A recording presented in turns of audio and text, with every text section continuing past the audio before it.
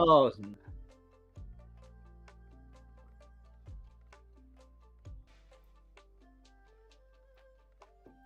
Yeah, this shit happens. Fucking OBS. This is the Record of Sword Forged Worlds, a unofficial Sword World podcast, once more with feeling. I am your one and only gaming monk, better known as Mildra, and with me I have two of my good brothers in the temple. We have the man who lost his number and got only a letter, good brother A, We can't be VTubers if something isn't broken. and the man losing arguments with himself, good brother Hydra. yeah. Use the code Hydra for 10% off of a Zendari VPN subscription. What? What? Never mind, that was a bad joke. Yes. So anyway, use promo code Biffle in the Biffle store to get 100% added to your gamer bucket. That's right. You pay twice as much. You know what? The joke sounded better in my head. Yes, it did. Yeah. I'm not even a mind reader, and I know that. But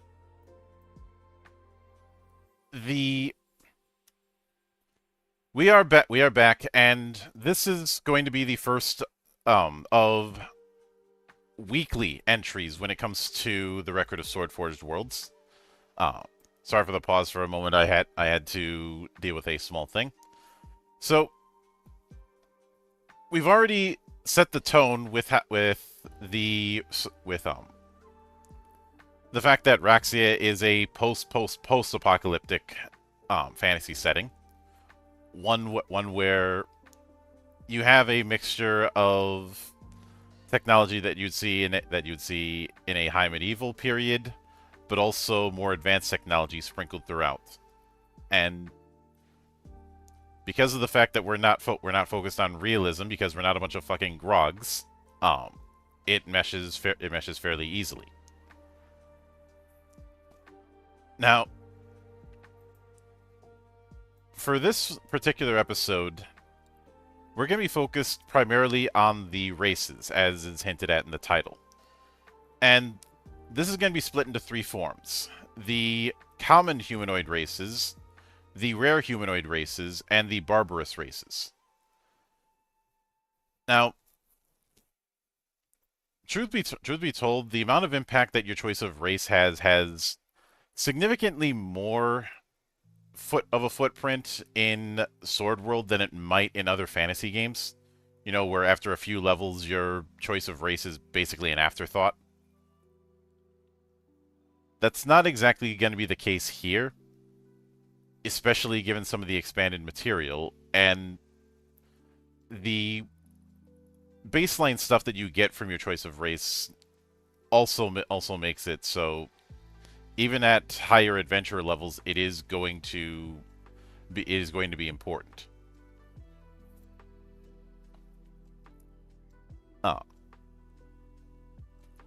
So before I get into the first one, I think it's important to note what the general format is when it comes to races.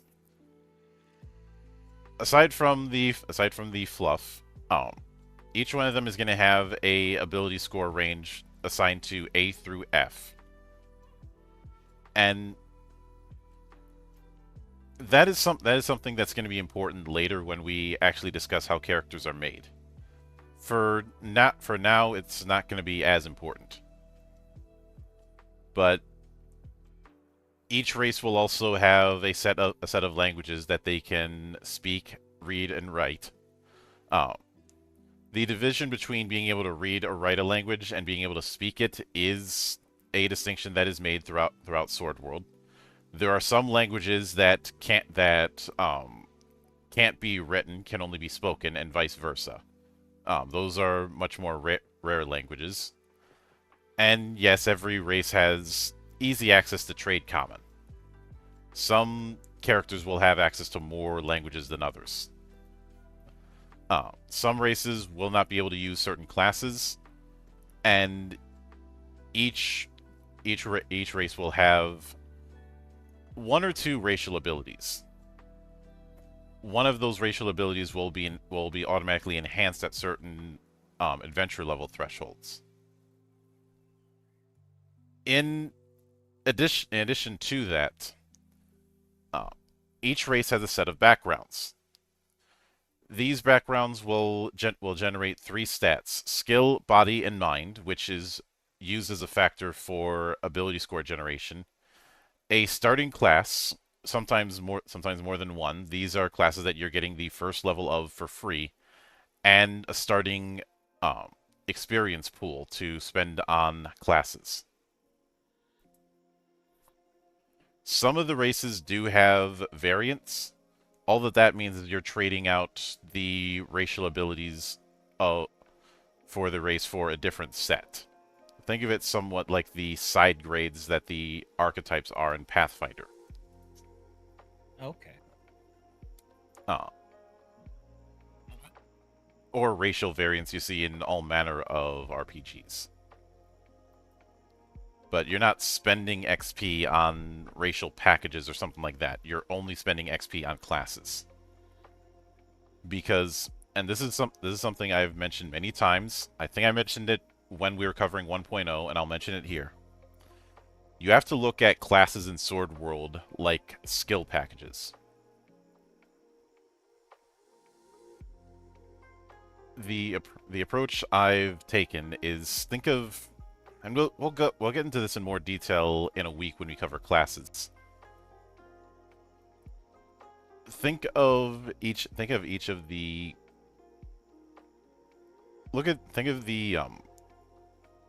the way you improve abilities in a Souls-like. Think of each of those ability improvements as a class, and you're going to be closer to the mark. Yeah, I could actually see that. Mm-hmm. There's just a lot more classes than there would be ability improvements in something like Dark Souls.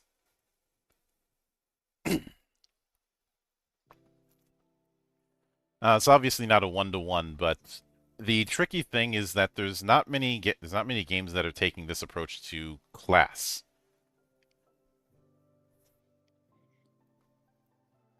If you look at them, you could also look at them the way you look at leveling up skills in certain games, where you're buying ranks of skills. L5R immediately comes to mind, especially with the mastery abilities that showed up with skills in 3rd edition. Yeah, I was just about to bring that up. Mm-hmm.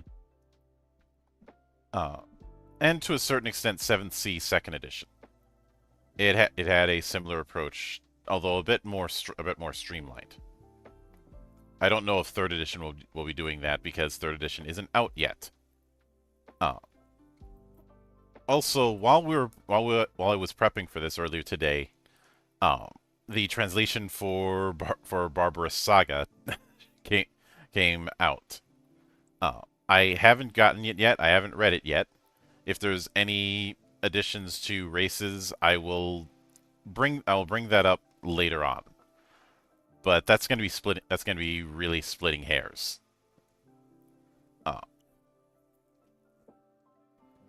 Now, obviously, I won't be showing Barbarous Saga because it is still under embargo, but I will possibly talk about it in the future. So, with that in mind, and also hello, Lord of Twitch. Let's start with the dwarves. Now, we already kind of hinted at the relationship between the gods and the different races. The dwarves are pretty much what you'd expect dwarves to be in a fantasy setting. You know, short, stocky, bearded, a bit long-lived, but not nearly as long-lived as elves. May or may not be Scottish. Mm-hmm. And you do not touch a dwarf either. Skill issue. Remember, October 20th is National Throw Short People Day.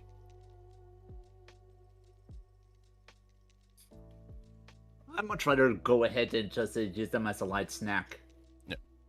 But, and of course, the characteristic stubbornness is still present. But one bit of deviation when it comes to dwarves in Sword World is an elemental association.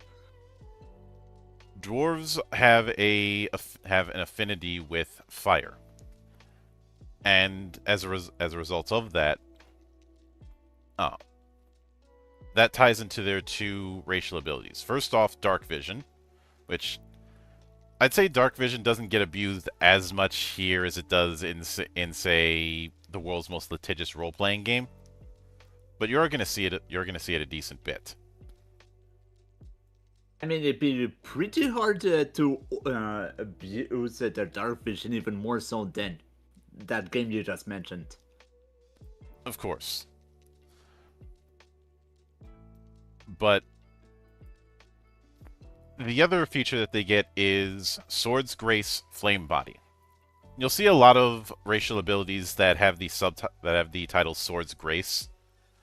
This is a nod to the fact that a lot of the races still have lingering powers from the effects of the Swords of Genesis.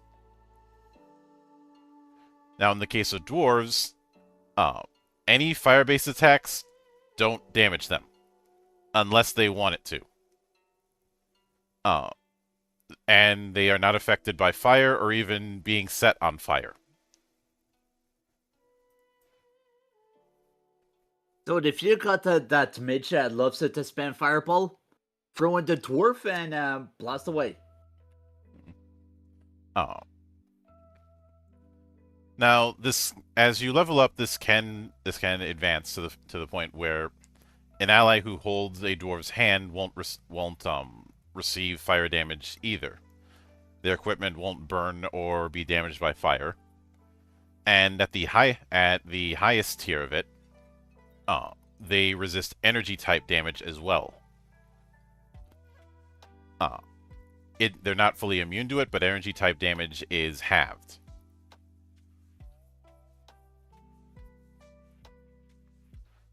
If the I could already imagine to turn them into a tank.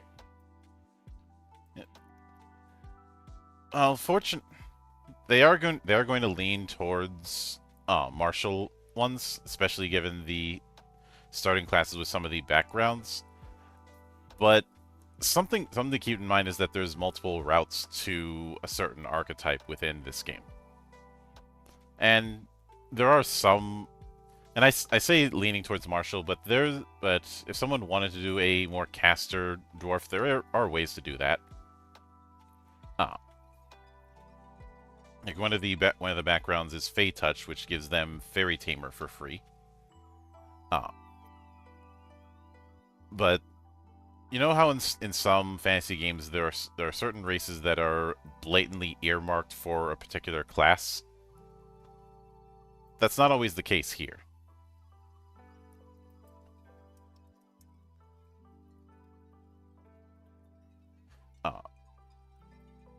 So, with that said, next, elves, and once again, with a lot of the common races, the appearance isn't going to be too dissimilar from what you might expect if you are any form of genre savvy. Elves are long-lived. Usually reaching adulthood by the age of 15, and they don't really start aging until around 300 years, and most have a max lifespan of 500. And if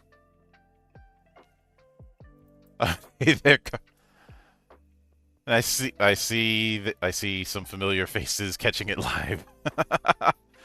uh, but if dwarves are associated with fire, elves are associated with water. They can move as free underwater as they can on land. They can hold their breath for 1 hour. Uh, After spending an hour submerged, they have to spend a minute breathing normally. They can speak normally while underwater. Uh, and are somewhat resistant to poison and disease. Not immune, just Why? resistance. Choosing to have the elves be associated with water, that's definitely an interesting choice. When I think of elves, I think of more, if I would associate an element with with an elf, would be like air. Mm-hmm. Isn't the Lady of the Lake from Arthur Myth something akin to an elf? So about that, a lot of the at during the time of the King Arthur story, the the god of blacksmithing was depicted as a woman, and a lot of the iron they would get would be from a peat bog. So Mm-hmm. technically speaking, it'd be more of a goddess and not a fae. Alright. Unless we're talking But Warhammer Fantasy, in which case the whole Lady of the Lake was one elaborate troll job. No, not. I specifically said Arthurian myth, not for the fantasy. Mm-hmm. and also, end times, like most people don't see end times as being canon. Yeah, but at higher tiers, their affinity with water, which is referred to as Sword's Grace Gentle Water, uh, does increase. That same share it with somebody who's holding your hands applies with their ability, and their resistance to poison and disease is increased as well. At the highest tier, by soaking their body in water for an hour, they can recover HP and MP as though they slept for 6 hours, which almost feels like a water-based variant of the trance rule that you see with some elves in certain games. Of, oh, you can be in a trance for a couple hours and get the same effect as if you got a full night's sleep. Yeah. Ever vigilant. Mm-hmm. And being able to recover your HP and MP is always nice. Mm-hmm. Now, there were a couple variant elves that were introduced in, I believe, Arcane Relic. The first of these is Snow Elves. This is a type of elf that tends to inhabit the northern parts of Allflame and very mountainous areas.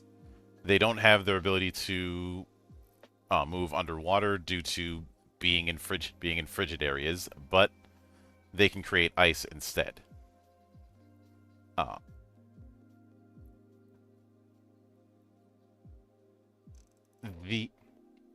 So instead of having gentle water, they have solemn ice, which they can use to create shards or blocks of ice to hurl at enemies as a major action.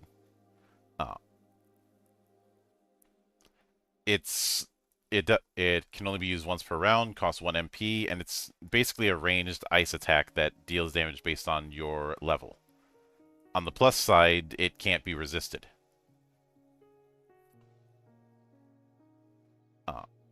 At higher tiers, they can use it as a minor action instead of a major. But if you do that, it just does 3 points of damage, period. And at the highest tier, when used as a minor action, the damage goes up by 2 points. So 5 damage total. Still, being able to bypass the resistances is always nice. Mm-hmm. Mm-hmm. But the question is, do they have to sing it "Let It Go" every time they cast the spell? No, Oh, thank goodness.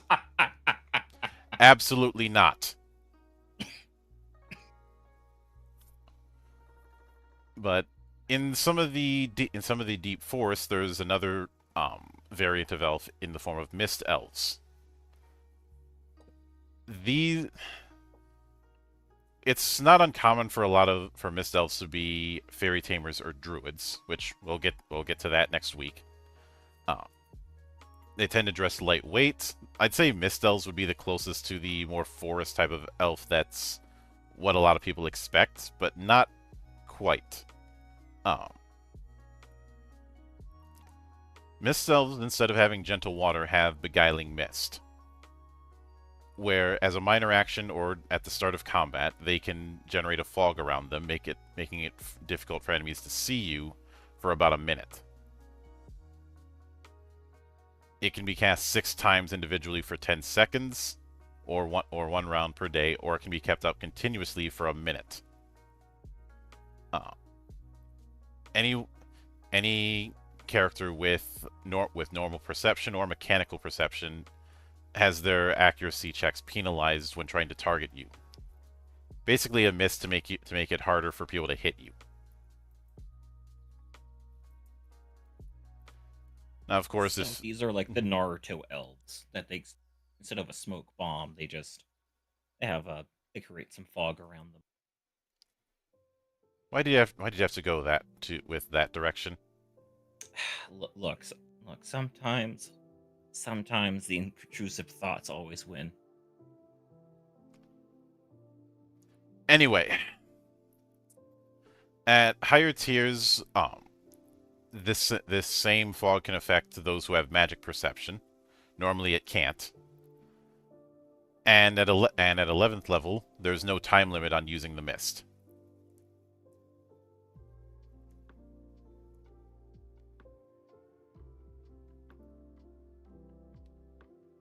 I mean, I believe you still have 6 shots with it, but you're not. But it doesn't just disappear after a minute.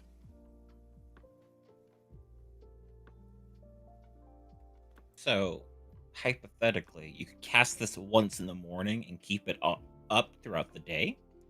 If you want to piss everyone off, I suppose. Like I could see an encounter like for the players to go up against a mist elf where that's kind of like their shtick, or it's like a village of mist elves and they all agree like, hey, like we gotta keep the village hidden or something. So this section of the forest is extra foggy. I feel like this is you trying to sneak in a bit of Naruto brain rot to try and make a hidden village. You know, I wasn't even thinking about that, but now I am. I don't believe you. But then we get to grass runners, which grass runners have always been a unique entry when it comes to Sword World, and of course they made the jump to 2.0. They tend to be another short folk. Even fully grown adults tend to get easily mistaken for children because of the fact that they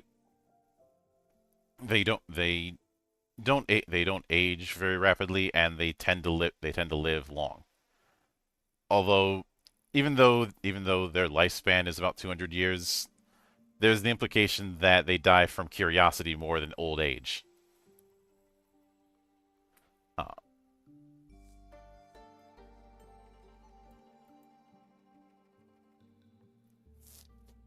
But they have been found near places where shallow abysses show up, which is something I kind of hinted at last week, but I didn't go full into because I want to save that for later.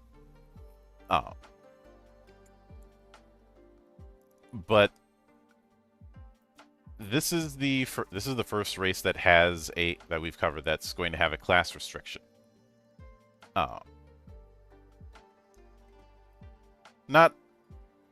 Although not entirely. Their big restriction comes from one of their racial abilities, mana interference. They cannot gain MP.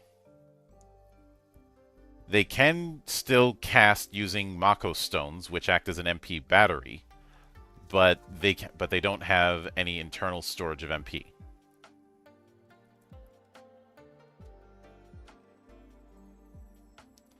On the other hand, trying to play a mage without a class could be really, really expensive, considering you have to stock up on a lot of stones.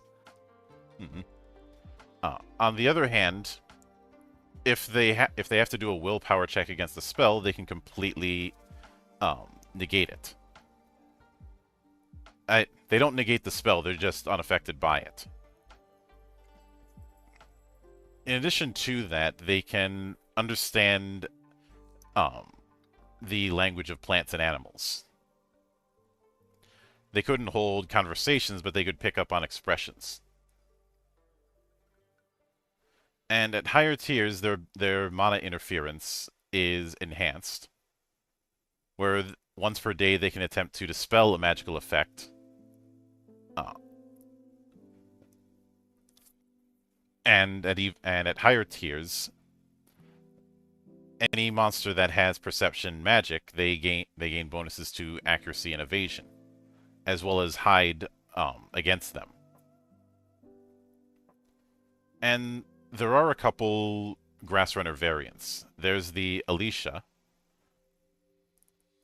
a more daredevil-like variant of Grass Runner.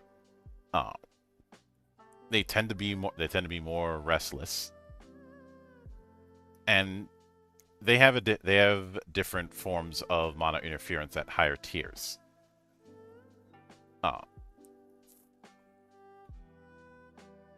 They can still attempt to break a spell once per day, but unlike a normal Grass Runner, the spell it is working a little bit differently. Namely the fact that it doesn't necessarily have to have a duration versus it does with a normal Grass Runner.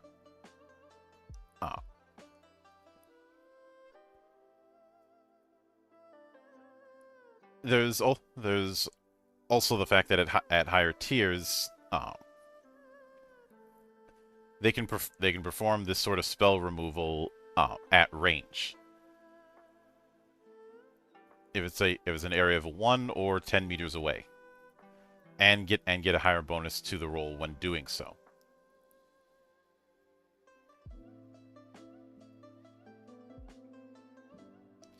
But the other one is Krymenos, who tend to, if Alicia are more daredevil-like and reckless, Krymenos are more calm.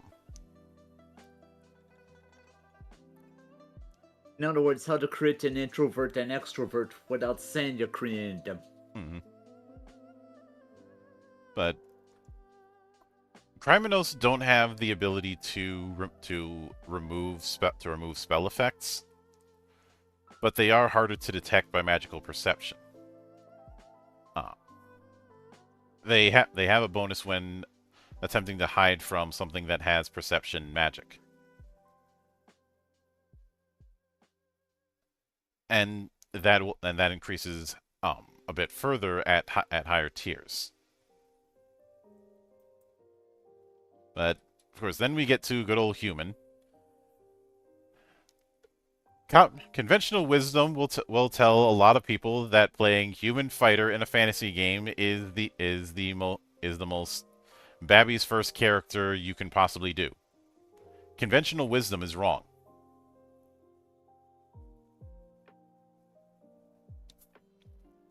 Now, humans are exactly what you'd think.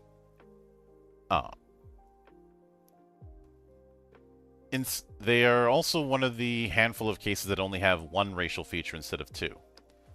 But the one that they do have can be pretty useful when the time is right, and that is Sword's Grace Change Fate.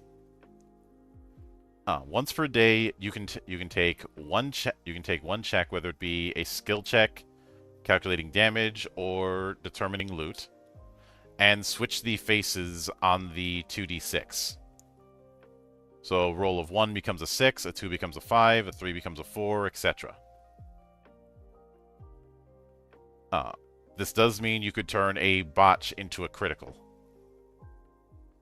That's a very human being to be able to give even the dice gods the middle finger once per day. It kind of reminds me of like in from the halflings from the RPG that we shall not name, some of their racial abilities with being able to mess with dice rolls. Yeah, but they had to fumble about regarding how much resting is resting. In this case, it's something you can do once per day, and I think the once per day limitation is justified.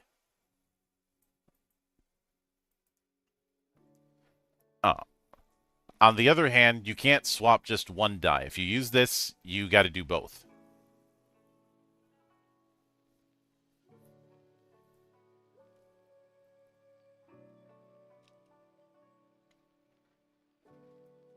And at higher tiers, you can add 1 to the result. But if you do this, that doesn't mean you can a 1-2 automatically becomes a automatic success by double 6s. Only double 1s can become a double 6 and vice versa.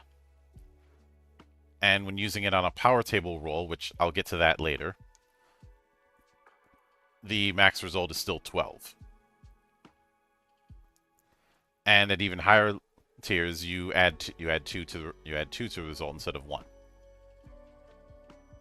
So, just out of curiosity, say that you roll a 1 and a 2, and you use that ability to flip it to a 6 and a 5. Do you still get that +1? You still get the +1 to the result. It's just that it's not treated as a it's just treated as you rolling 12 total. It's not treated as you rolling a automatic success. All right. Thank you for clearing that up. Yep. And Cardia pointed out at 16th level per Fortuna code, which I'm not going to delve too much into Fortuna code yet because I want to save that for its own episode later on when we cover individual books. Because at 16th level, so transcendent levels, the normal level cap is 15. They can choose to swap just one die.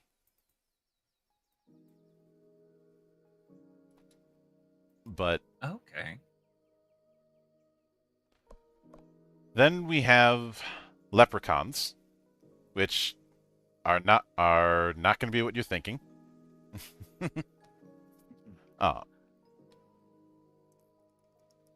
Though they are on the short end of things. They're described as 130 centimeters in stature. We kind of hinted at them that this was a race that had been around for a while, but only really made their presence known during the Magitech civilization era.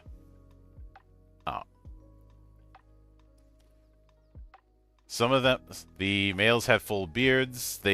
Males and females have large, hairy ears. They tend to live underground or in ruins. They don't like to be seen if they don't want to. And because of one of their abilities, if they don't want to be seen, they're not going to be seen.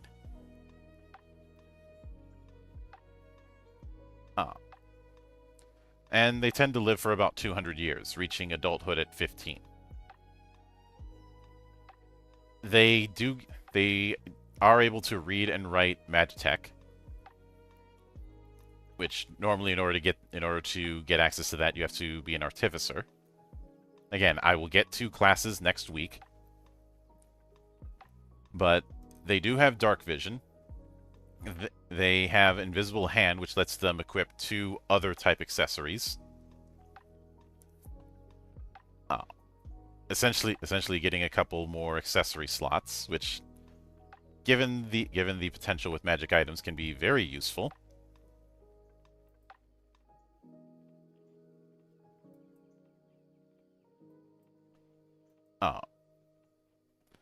As well as Unseen Artisan, where they can spend 5 MP to turn invisible.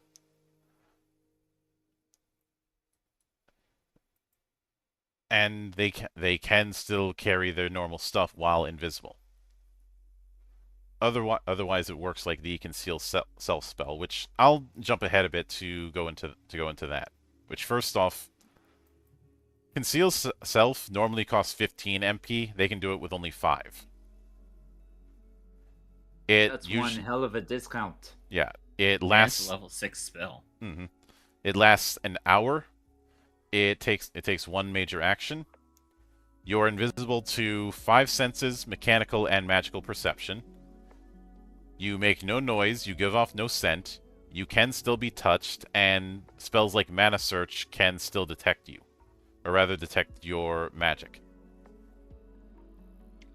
If you make any movement other than a limited move or take any actions that require a check, the effect ends.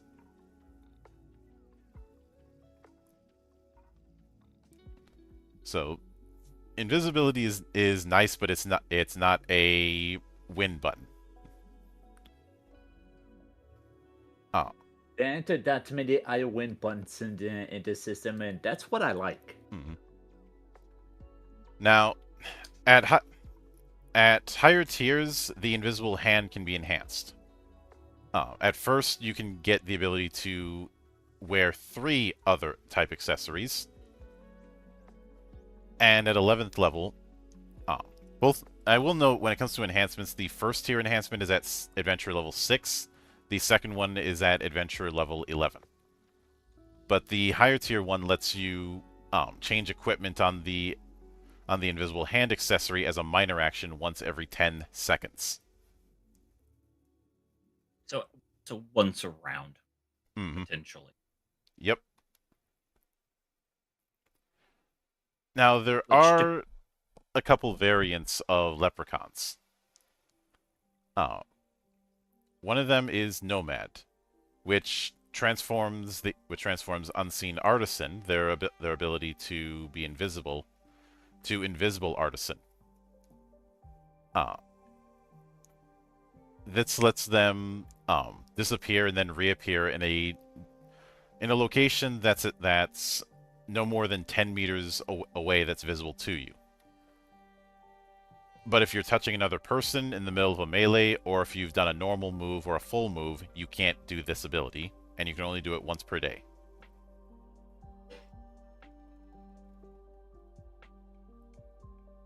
So essentially, instead of invisibility, you get a limited teleport.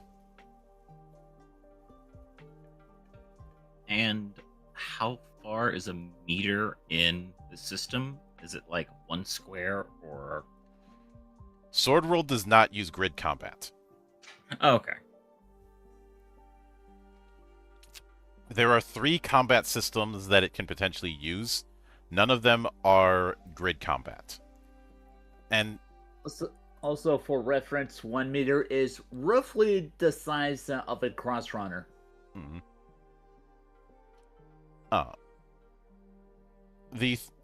I will get into this in more detail later, but there are 3 combat systems that Sword World has. There is normal, simple, and advanced. Normal combat is on a singular plane, and I'd liken it to the 2D era of the Tales of series.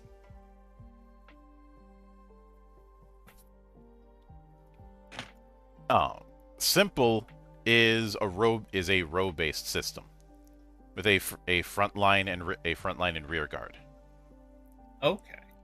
And advanced is, a lot of people look at advanced and think that it is grid combat. It is more akin to the full range of movement combat that you would see in a miniature war game.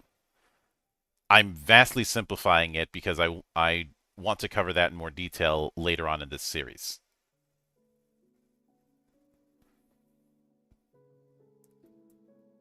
The point is, grid combat isn't really a thing in Sword World. And it was... I mean, you could argue that it could be used in 1.0, but 1.0 played pretty loose when it came to positioning. But the other type of Leprechaun variant are the explorers. They like exploring ruins, labyrinths, and ancient cities, as is their name. I'd say these are the closest to halflings, because they're very skilled at finding and disarming traps.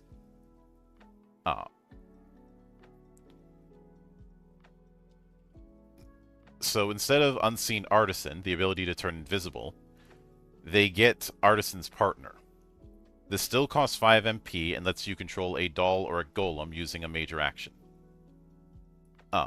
This is similar to the Remote Doll spell that Spiritualists can get. It's just calculated somewhat differently. So Remote Doll is a level 6 Spiritualism spell.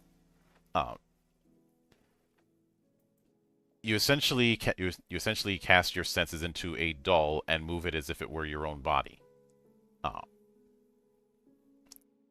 The doll can use your special senses, but none of your class skills or special abilities, including Swords Grace abilities.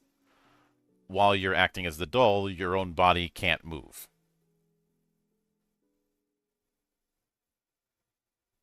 But you can... So you pretty much like possess the doll. Yes. Or okay, that's actually pretty interesting, and it's a racial ability too.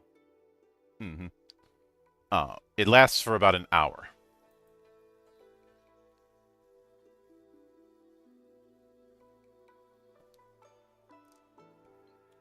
And at higher tiers, Leprechaun Explorers enhance Invisible Hand the way normal Leprechauns do.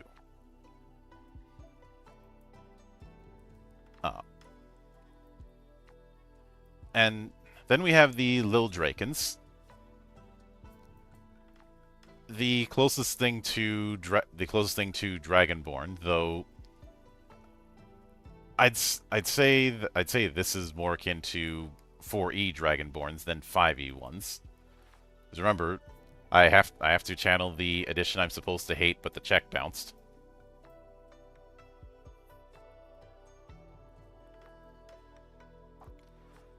But despite their appearance, they are considered humanoid because they do have Lumiere's blessing.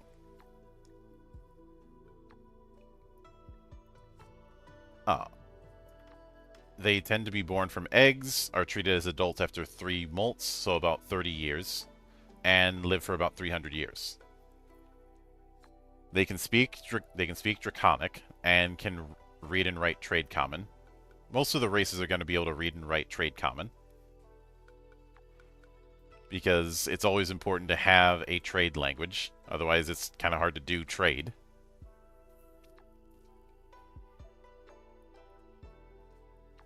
It is interesting that, at least thus far, this is the first race that considers themselves adults at 30. Mm-hmm. All the other ones beforehand consider themselves adults at 15. Yeah.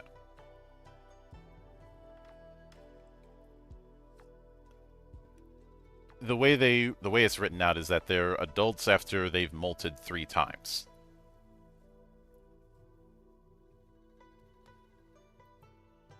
Okay. But as far as what they get, they automatically get a boost to defense just from having scaly skin. They also get the tail weapon as a wrestling type weapon, and weapon types are a unique beast because each of them has a set of advantages and disadvantages. Uh, they also get Sword's Grace Wings on the Wind, where they can use their wings to take flight for a brief amount of time. They can only fly for about a minute each day, and while doing so they get bonuses to accuracy and evasion in melee. Now their movement speed doesn't change, and they can't do a full move while flying.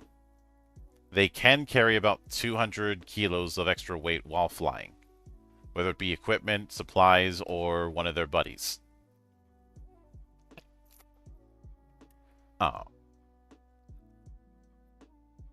At 6th level, they can do a full move while flying, and at 11th level they can fly for up to 2 minutes.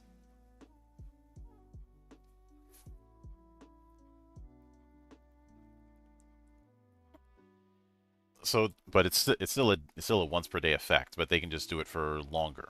So 2 minutes or 12 rounds. And there are a couple variations. There are the small winged variations.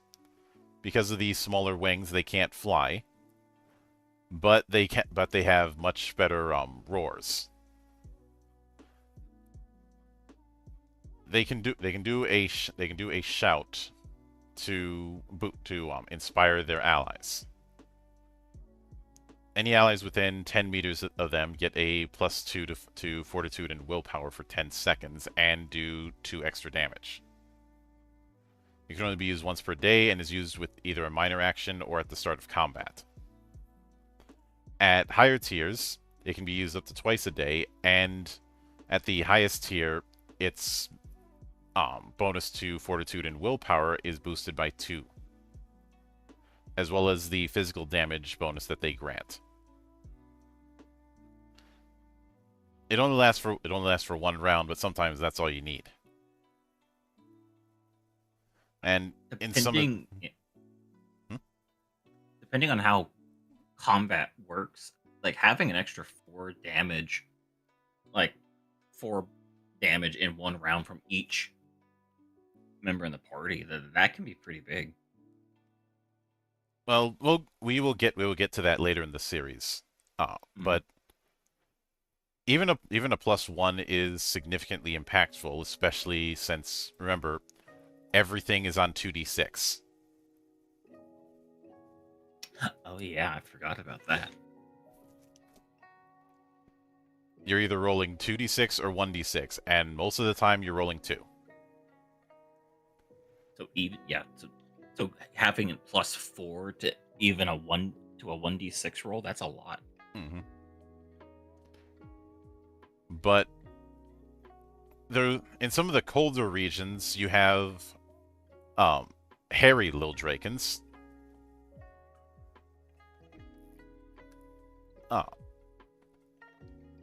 Who, because of the fact that they live deep in cold regions, they've adapted so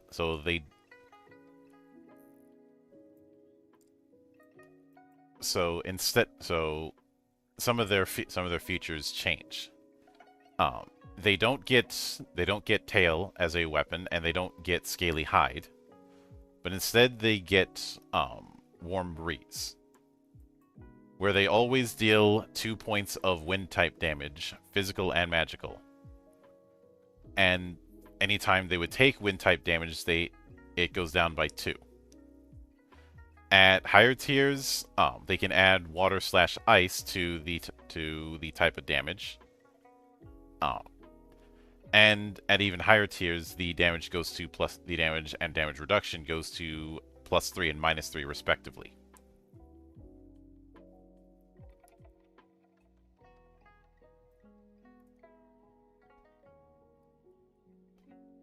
Which, because of that emphasis on elemental damage, that does make them very good fairy tamers. But then there's the race that prompted the endless popcorn meme during the Magic Railroad campaign, the Lycanth. Now, a lot of people would see the name Lycanth and think that they are lycanthropes. Close, but not quite. We'll get to those later.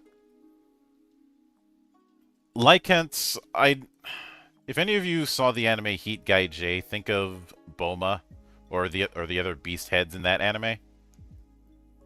That is a closer analog to what Lycants are. Okay.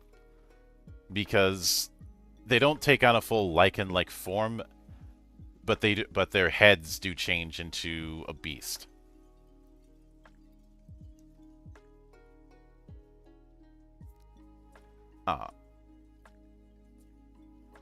Though of course it does enhance their muscles whenever they do transform, and when they are transformed, they can't speak or use most forms of magic. They become adults at age 15 and tend to live about 150 years. I mean, 150 is still respectable. Mm-hmm. But they can speak, read and write Lycant, and trade common. They do get dark vision, but only when transformed. And when they take on beast form, it's usually like a wolf or a tiger. Turning into it or back is a major action. And while in that form, your strength mod goes up by 2. At the same time, you can only speak Lycant. You also can't use True Speech, Spiritualism, Summoning, Fairy Magic, Abyssal Magic, or Magitech spells. You can use divine spells you might get from Priest, or nature magic you might get from Druid. Considering that with the shtick of Druids and clerics is that you get your powers from someone else. Mm-hmm. Yeah. But at 6th level, you can use Beast Form as a minor action, or at the start of combat once per day. And at 11th level, you also get a bonus to agility. And there are 2 variants. One of them is the large herbivores, where instead of having a tiger or a wolf head, you have something like a horse or an ox. And gets the option to do headbutts. I mean, like, let's be frank here. Do you want to be the receiving end of a headbutt from, say, from a buffalo? You don't roller skate in a buffalo herd. But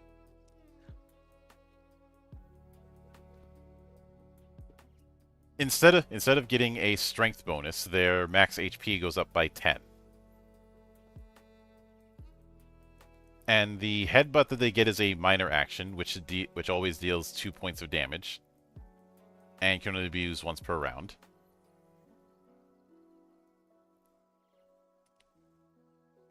And again, when transformed, you can only speak Lycant and can't use spells that require vocalization.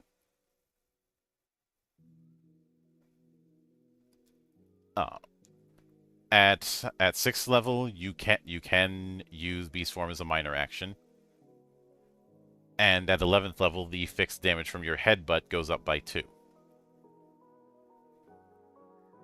On the other hand, there's plus 2 damage down on the D6 or 2d6 is quite a boost. Mm-hmm. On the other hand, there are the small herbivore Lycants. So squirrels or rabbits.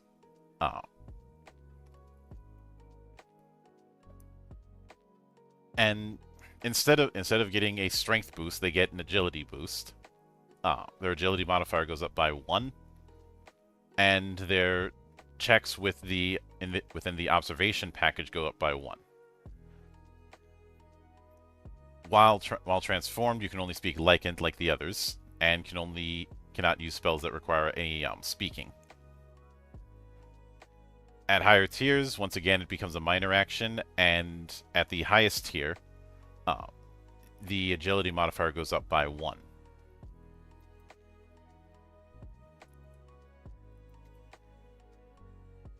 But then we have the Maria, which are a kind of plant folk, sort of.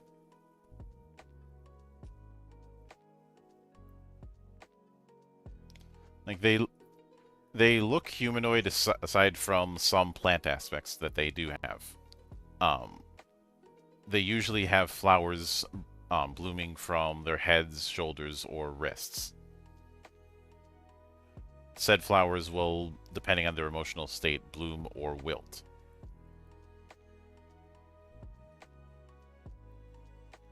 And there are two versions of Maria, short-lived and long-lived. Short-lived tend to take the form of an infant a week after their seed has been planted in fertile soil and reach adulthood in 6 months. Long-lived ones take the form of an infant after about a year and reach maturity at 20. Short-lived live for about 10 years. Long-lived live for nearly 300.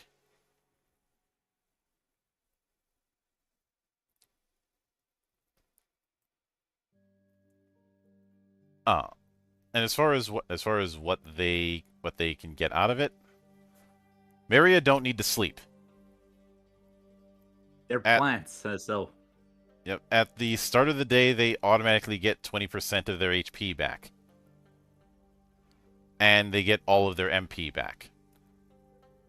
They can sleep if they want, but they don't get HP or MP recovery from sleeping. They just get it automatically at 6 in the morning. At 6th level, they get a bonus to Fortitude and Death checks when in natural environments and under sunlight.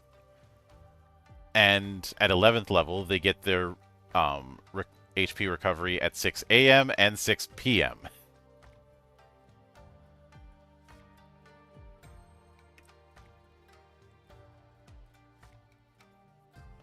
But there are two variants, Carnivorous Maria and Fungi.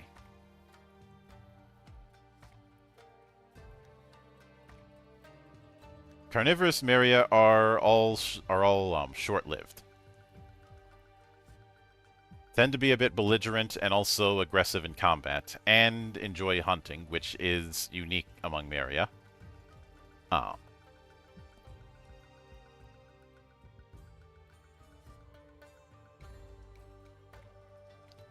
But instead of thriving life, they have predatory life. They don't need to sleep, but a lack of sleep can... but they don't... They still need... Sorry, they still need sleep to recover HP and MP.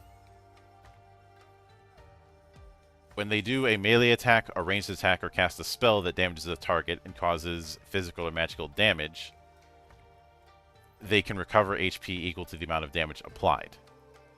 If multiple targets are damaged simultaneously, the applied damage is checked, and one character or one section is selected from among them.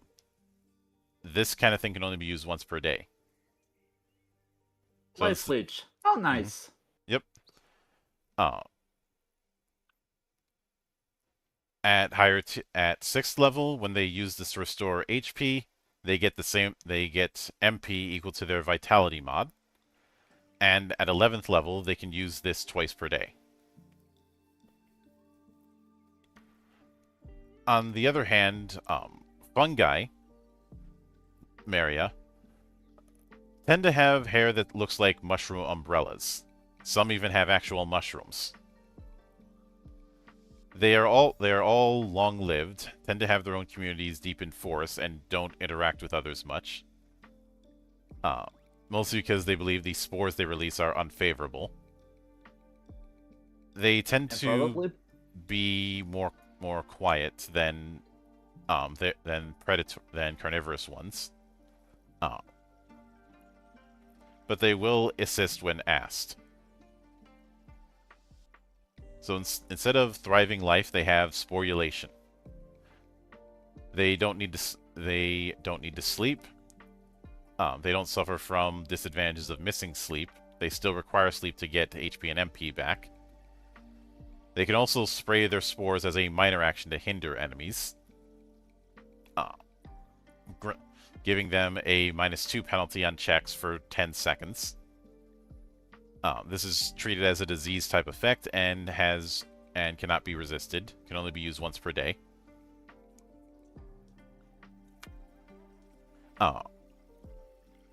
Normally this is at a touch range. At 6th level, it can be a 6-meter radius of them. And the -2 penalty at 11th level applies to skill checks instead of just action checks.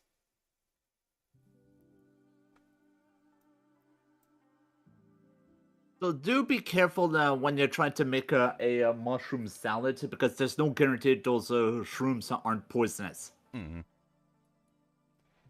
But then there's the Nightmares, what some people call the Edgelord race, which I'm not going to do that, because that would be too easy and not fun, and I don't do easy.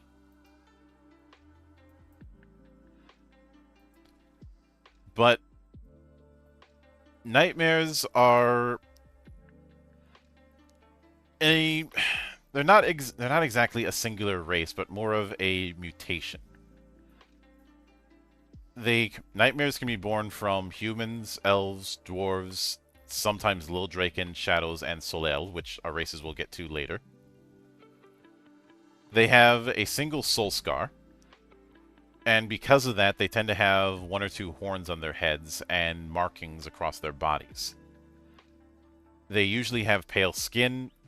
Other than that, they don't look too different from a human, regardless of their parental race.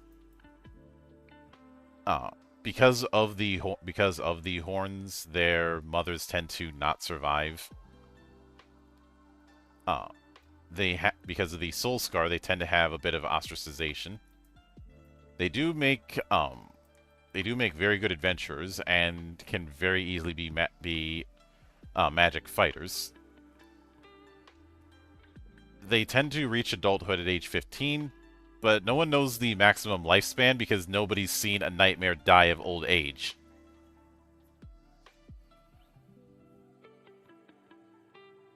It's assumed that they'd have the same lifespan as their parent race, but the most common passing for nightmares is death via adventuring.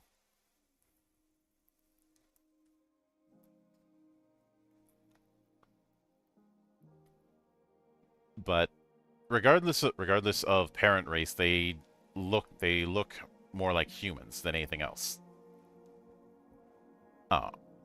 The big feature that they have is their alternate form. When they transform, their skin turns bluish white and their horns enlarge. While in this state, which they can access as either a minor action or at the start of combat, they get no penalty from using magic while wearing armor, and can cast True Speech and Spiritualism spells without needing to speak or use a free hand. They still need an implement, but it's not hard to turn a weapon into an implement. You have to spend a few gambles to do it, but it's easily done. On the other hand, they take two extra points of damage from silver weapons and certain elemental attacks depending on their race, or rather their parental race. If it's human, they're vulnerable to earth. If it's elf, they're vulnerable to water/ice. If it's dwarf, they're vulnerable to fire. If it's Lildraken, they're vulnerable to wind. If it's shadow, they're not elementally vulnerable, but they do take a penalty to checks versus psychic effects. And if it's Solel, they're vulnerable to energy.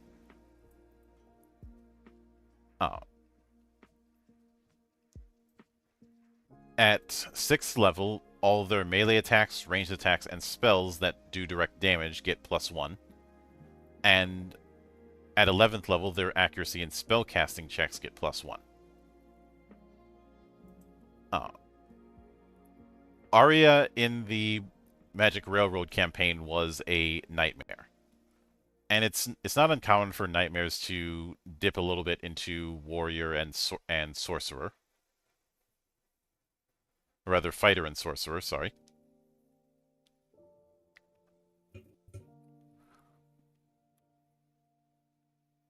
I do find it interesting that for the nightmares, they get a vulnerability to the element that a race would be associated with. Like, for example, like the dwarf.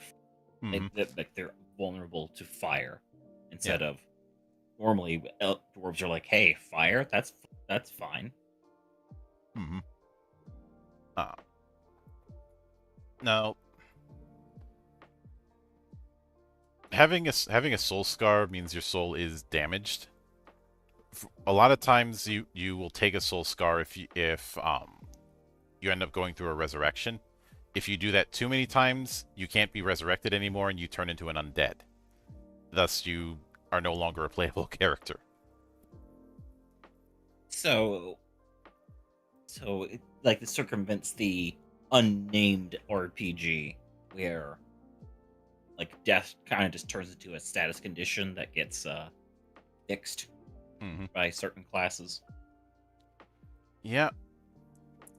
Now, when it comes to Runefolk, which we had 2 Runefolk characters in the Magic Railroad campaign. Runefolk are an artificial race.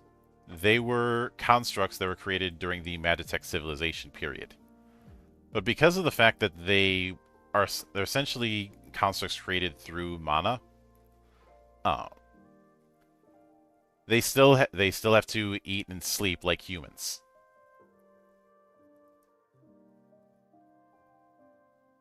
The main way to tell the difference between a human and a runefolk is runefolks have their necks covered by a hardened material, usually. They'll also have similar features somewhere else on their body, like ears, parts of their face, legs, arms, etc.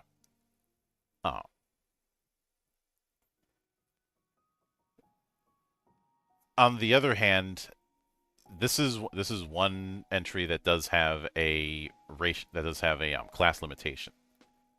They cannot hear the voices of the gods or see spirits. Thus, because of that, they cannot take levels in Fairy Tamer, Priest, or Druid.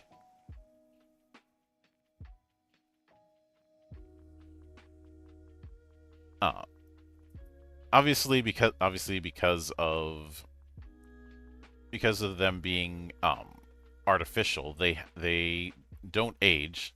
Instead, have a stable operation time of about 50 years.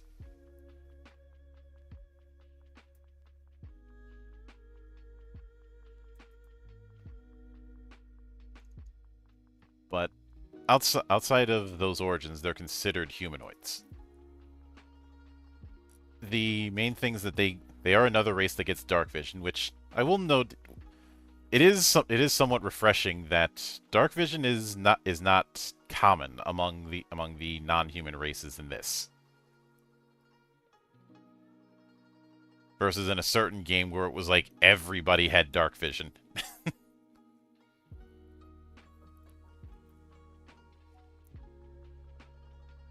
But the other thing that they get is HP conversion. Once a day, they can reduce their HP by X amount and get the same amount of MP. This is treated as a major action, and as I said, you can only do it once per day. At 6th level, they only need a minor action to use it, and can use it at the start of combat if need be. And at 11th level, they can use it twice per day.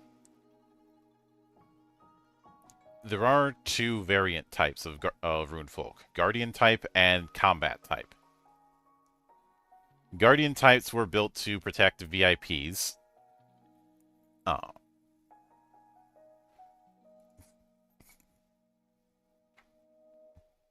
And sometimes were meant to protect certain areas that are now ruins. Instead of HP conversion, they gain Fellowship. when a character other than yourself takes damage within 5 meters of you, you can consume MP equal to the number of characters or sections targeted times 3 to reduce the damage they take by 3. You can use this after damage has been dealt. You can also reduce damage to multiple characters within range at the same time. Just the more characters or sections you're targeting, the more you're gonna have to pay up. And you can only use it once per day. At 6th level, the multiple is 5 instead of 3, and you can reduce the damage by 5 points. And at 11th level, you can use it twice per day. On the other hand, combat-type rune folk are exactly what it sounds like. Instead of HP conversion, they have will to perform. When physical or magic damage is inflicted by a weapon or spell, and you roll in the power table, if the roll is 3 or less, you can re-roll it. That's 3 or less on a 12. You can only do this once per power table roll, and if a critical hit happens, you can't. Then the critical hit rules take precedent. Whatever result you re-rolled, that's the one that's applied. You don't get any takebacks or do-overs. I mean, that's pretty standard for dice rolls. You keep the new results. Mm-hmm. And of course, it can only be done once per day. At 6th level, you get the reroll on a 4 or less, and at 11th level, when you roll a 4 or less, you can use it. You can use the effect again.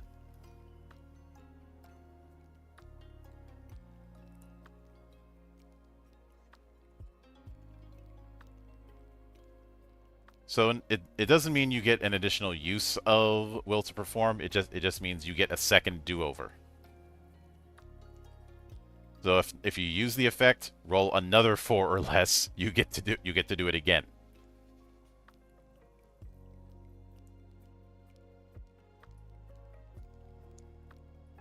But then there's the Tabbit.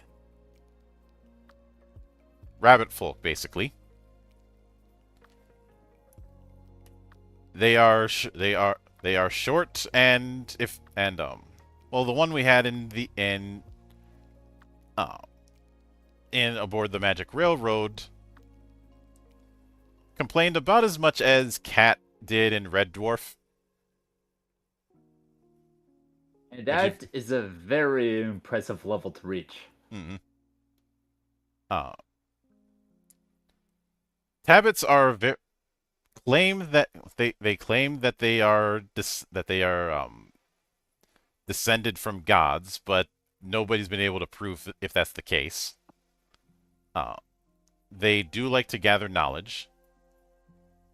They are very good. They're very talented in magic, but they can't learn divine magic. Thus, they can't take levels in priest. Tabbits themselves believe that this is because they descended from gods during the War of the Gods. But it's a claim that not a lot of people really believe. They tend to be adults at age 10 and live about 50 years.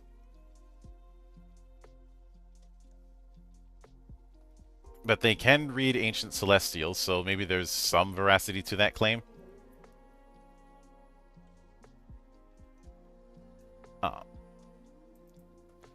The only racial ability they have is Sixth Sense, where they can make a danger sense check using their adventurer level instead of the normal means. At 6th level, they can use that danger sense to spot traps, and at 11th level, they can use it to get a +4 to using danger sense or avoid trap.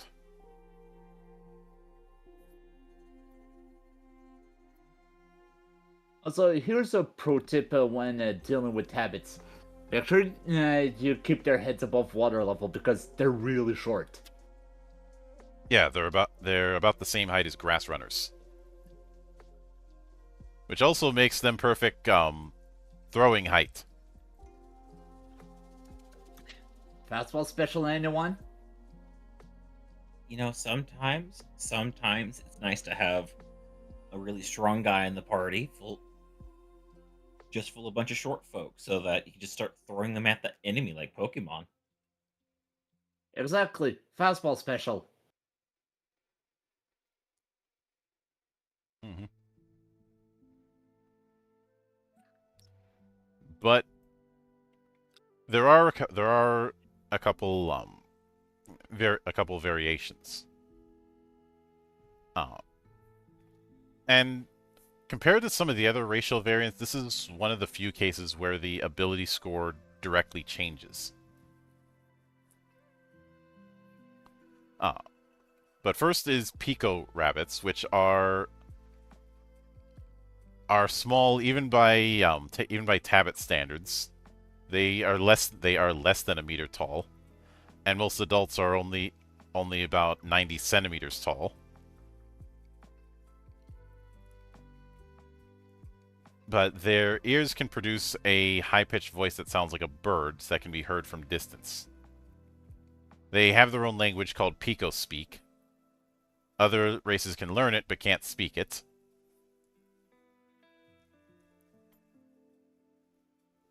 They tend to not have the same arrogance that Tabbits have, but they are more cautious. Sometimes even timid.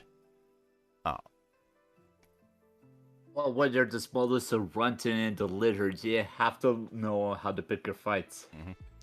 But instead of Sixth Sense, they have Whistle, which is how they use their Pico Speak. They can convey any information like any other language up to a 100-meter distance. If someone who doesn't know the language hears it, they mistake it for birds chirping or the sound of a river. This taking Sage or Bard can let you learn Pico Speak, but you can only listen to it and can't speak it. So one could argue that Pico rabbits are rabbits who have natural Morse code. It could always come in handy. Mm-hmm. But the Lupus rabbits, Tabbits, are a bit larger than normal ones.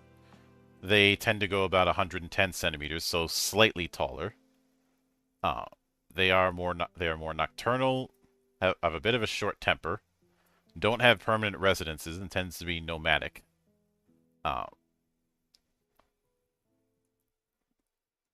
And instead of Sixth Sense, they get actually not instead of Sixth Sense. In addition to Sixth Sense, they get Dark Vision.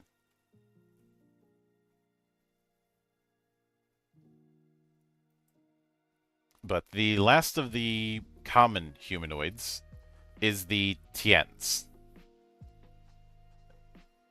Singular is not Tien, it's the same word. They tend to be found in the northern part of Alframe. It's believed that they were created by mixing humans with the Astrade, you know, the lost divine weapons that we talked about. They were primarily created to guard the Wall of the Abyss.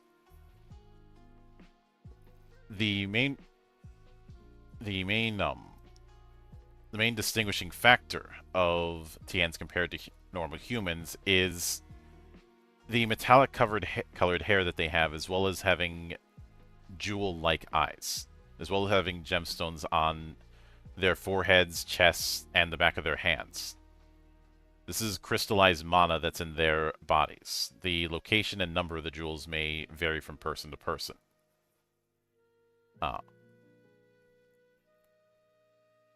They tend to come of age at 15 and live about 50 years, but they can go into suspended animation, during which they don't age. In order to awaken them from suspended animation, someone has to put 20 MP into the jewel. But because of the fact that they're basically built as a anti-demon weapon, they can speak demonic. In addition to that, they can silently communicate with anyone within 10 meters of them, if they are visible or known well enough to them. They don't have to share a common language. This communication takes about the same amount of time as a normal conversation. And this can even be used on animals or mythical beasts that can be mounted. This can inspire the mount to give it a bonus to accuracy and evasion checks, and lasts for 1 minute or 6 rounds, and can be done once every 6 hours. At higher tiers, the range of the communication becomes 30 meters, and at the highest tier, the accuracy and evasion bonus given to mounts is boosted by 1. There are a couple of variants. Tech TNs, which tend to have brightly colored jewels and those jewels are very obvious. They can't use intercommunication to communicate with living creatures, but they can do something close with constructs and magitechs.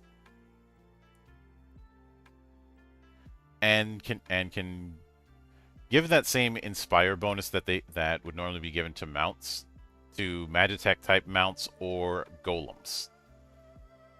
It operates under the same principle. On the other hand, the dark colored gems on some TNs are marks of them being demonic TNs.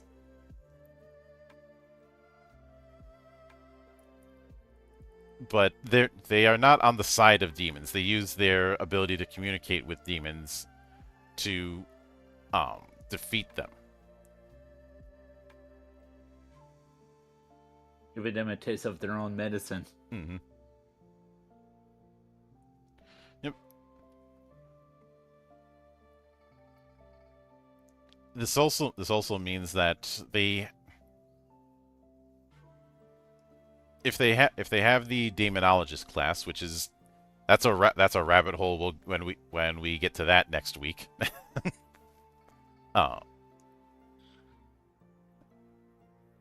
On a demon character summoned by a demonic TNs,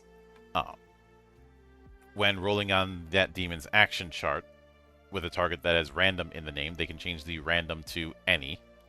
Although this can only be done once per day. At 6th level, it can be done twice per day. At 11th level, the changed action gets a +2 bonus to its roll.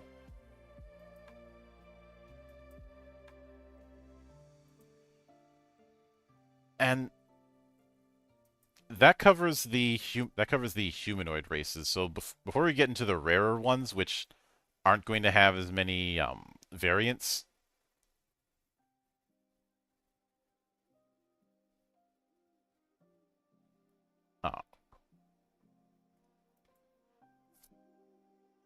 What do you guys think? What do you guys think of the common humanoid races that we've covered so far?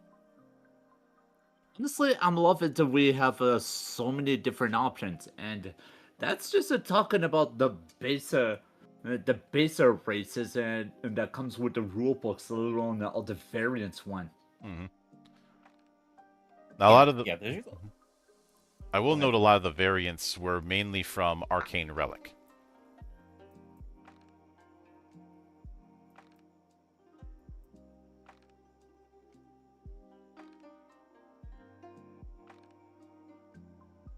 I do like how, like, even though that a lot of these races are quote unquote common, they're each race definitely has its own shtick that you don't normally see in most Western or TTRPGs. It's like they wanted to give everyone something unique to them that hasn't been done before.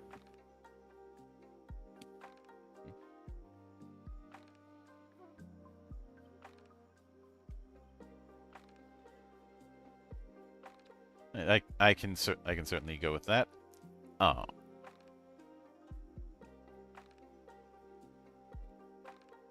But with that said, we're going to take a break for a couple minutes, and then we'll be getting into the less common races of Raxia. So see you in about 5 or so.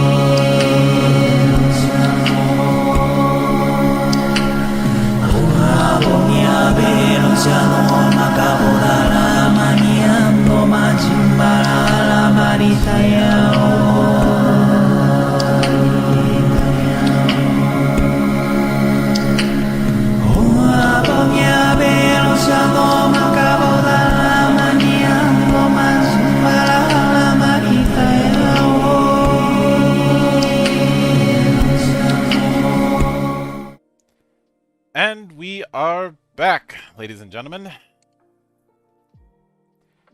And now we are +1. Yes, we are. Welcome back to the shit show, Maki. Hi guys. Hello, hello. So, Hello, Monkey. I do feel like I could do a drinking game of the number of times I have said I will cover this when we get to classes next week, because I will note, just from what we've seen with the with the more common races, there are a few of them that are very clearly earmarked for certain classes. TNs, for example, I feel like if you're picking TNs, you're inevitably going to be taking a level in Rider.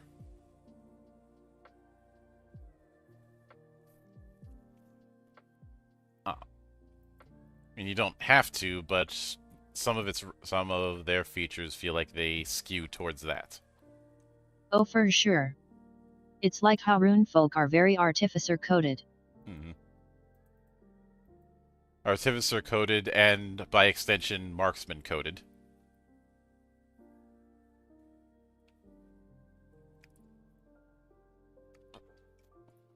Oh. On the other hand, I could see. I know it'd be tempting to say Lycants would be very leaning towards grappler. I think a stronger argument can be made for Lil Draken, since they get a wrestling weapon out of the gate. But let's not forget, battle dancers can also use wrestling weapons. So I do appreciate the sort of specialized approach to some races, considering there's just so many of them. Mm-hmm. I enjoy that with races. More specifically, when there's it's not as screaming in one's face about it. Like I remember playing Dragonborn and in the world's most litigious RPG, and so much of its mechanics were pretty much screaming at you, if you're going to be martial, play a paladin. But that covers the more common humanoid races. For the next few minutes, we'll be delving into the rarer ones. These are ones that are around, but there's almost a unwritten implication that you shouldn't have a whole party built out of these, and some of these are going to have a bit more of a skill floor, I suppose.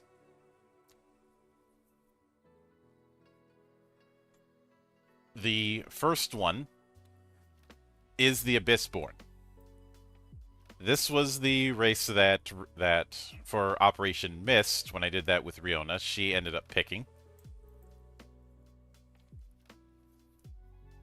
Abyssborn are humans that were born in a shallow abyss. There is the possibility that it could happen with other races, but it's only been confirmed with humans. They tend to have skin and eyes that are dark purple in places, resembling parts of a demon's body. This doesn't cause any modifications to their stats. Aside from that, they look similar to humanoids, and the abyssal part of their appearance can be hidden by clothing.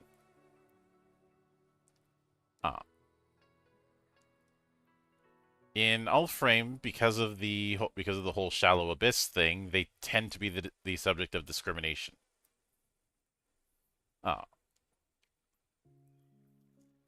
But unlike, say, nightmares, they don't have any soul scars and tend to live for about 100 years. Though I'd imagine that they're in a similar boat of they live until they end up getting killed in adventuring.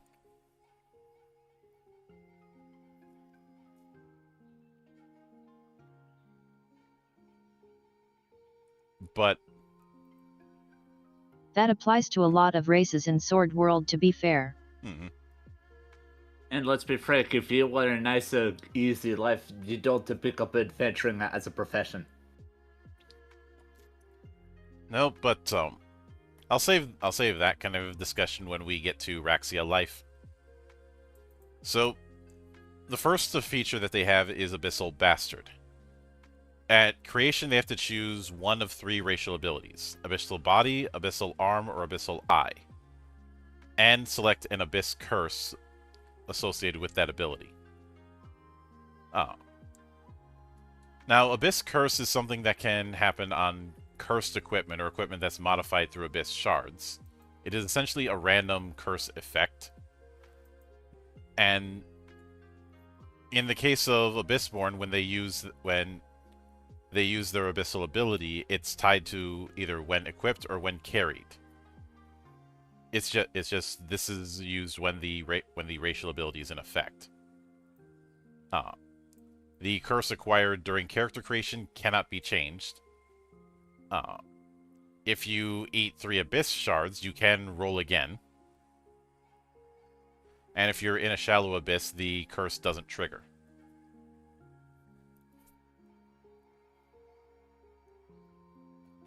So the 3 Abyssal Bastard abilities, the first Abyssal Body, grants +1 to defense.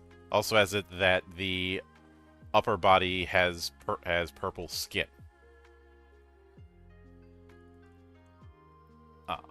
At 6th and 11th level, the bonus to defense goes up by 1. Abyssal Arm, one of your arms is covered in that same purple skin from shoulder to fingertips. If you have this effect, melee weapons that you wield using that arm do +2 damage. This does not apply to ranged weapons or weapons that aren't using the arm. If you're dual wielding, it only applies to the weapon wielded by the arm. And at higher tiers, the extra damage you get from the arm goes up by 1. With Abyssal Eye, the whites of one of your eyes is dark purple. This eye can only be open for a full minute, and any other time it's closed.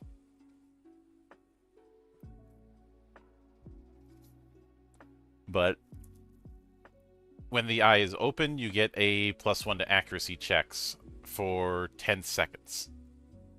At higher tiers, that accuracy bonus goes up, and at the highest tier, at 11th level, there is no longer a time limit.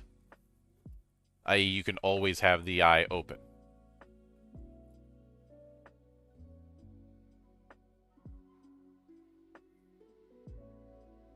But fortunately, and going forward, there's not going to be a whole lot of racial variance.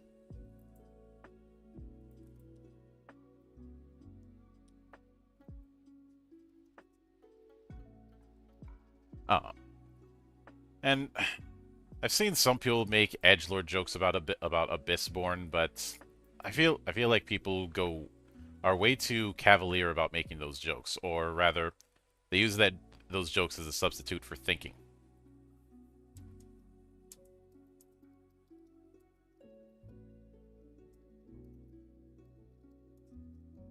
But when it comes to the whole Abyss Curse table, it's basically a price that you have when it comes to using whatever racial feature you would use, whether it's constantly active or active when you say open your eye.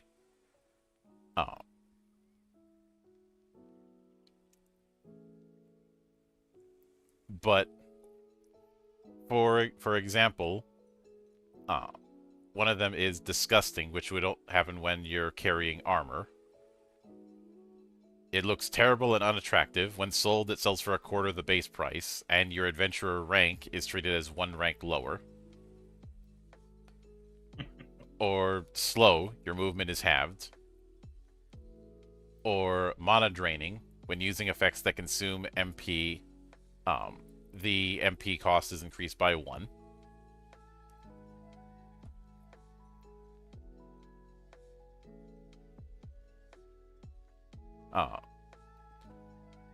Or things like of kindness, the wearer feels sorry for the enemy.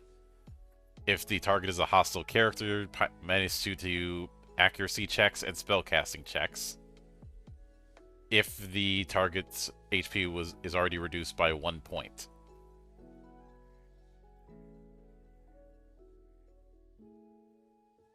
Or of self-harm, if you do a critical hit, you lose 5 HP. And those kind of things are always active while you're using the Abyssal Bastard ability. And keep in mind, body and arm are always active, so that curse is always in effect.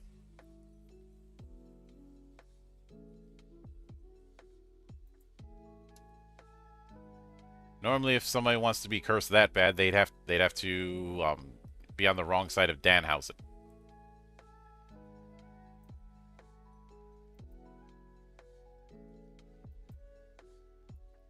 Because he is very nice, but also very evil. Yeah, a lot of these curses are actually pretty rough. Mm-hmm. Some of them like directly affect combat, and other ones are like, oh hey, you just can't lie, or it's a lot harder for you to lie. Mm-hmm. And keep in mind, because of the way it works, you're doing a 2d6 roll to see which one you get, so you don't even know. I find those are amazing for roleplay. Mm-hmm. But next we have the Alv, which I guess I could describe as a magic vampire of a sort. Alves tend to be closer to the north, and the thing about the northern part of Allframe, which we'll get into when we get into more detail about the Allframe continent, the closer you get to the north, the closer you are to the Wall of the Abyss. The closer you are to the Wall of the Abyss, the more likely you are to be dealing with shallow abyss bullshit.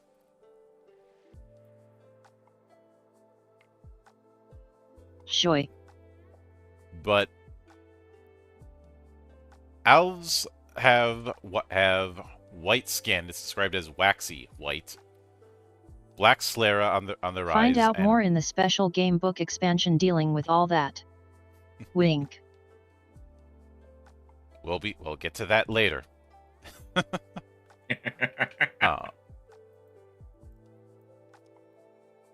But they're only slightly taller than humans. They tend to have high intelligence but low vitality.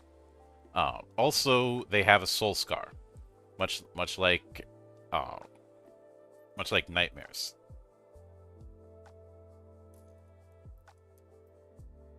But one of the big things about them is that they cannot survive without others' mana.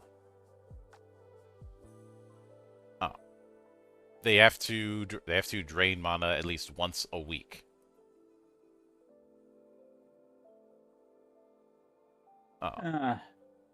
Reminds me of the old Blood Elves that back in the Burning Crusade. Mm-hmm.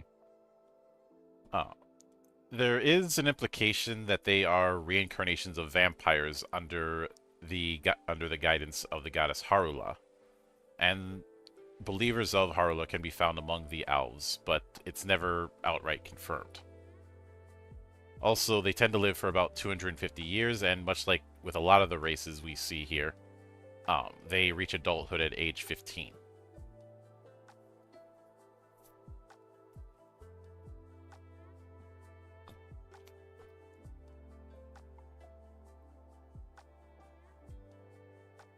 But they Very do creative way to implement vampire conflict of morality of draining someone without having to deal with the problem of your party members screaming a help blood-sucking abomination.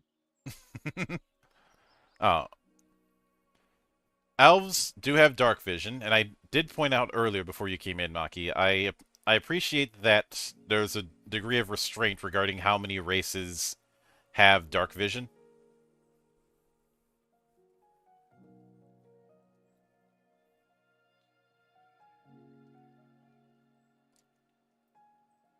And of course, they do have elves do have spirit drain as well. This is a touch effect. It doesn't take a check. The amount of MP they drain is based on their spirit modifier and their number of soul scars. The MP reduction can't go into the negative. And they can do it a number of times per day equal to their spirit modifier. Only on humanoids, except other elves or barbarous. Otherwise, it has no effect. So no draining MP from monsters or mythical beasts.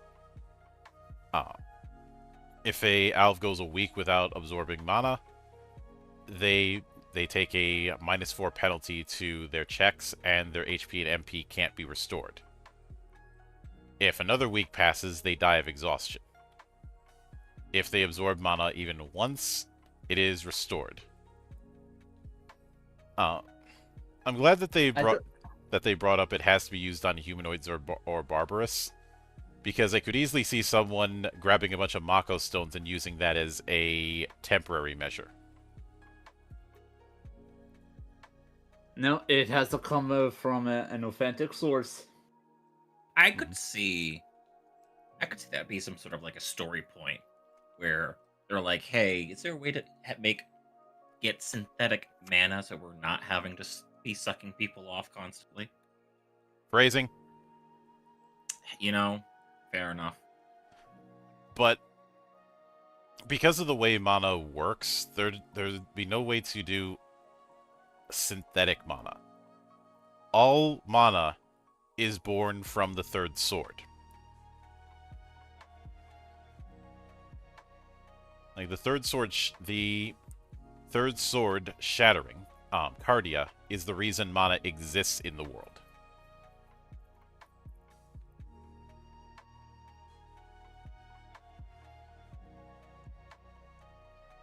That was something we briefly covered when talking about the War of the Gods, that because the gods of the first and second sword kept fighting each other, the third sword decided to shatter as a way to end the conflict.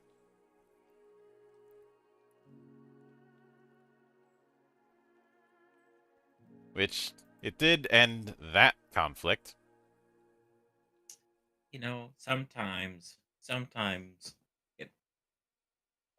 Sometimes to go and solve a today problem, you end up making a century-long problem.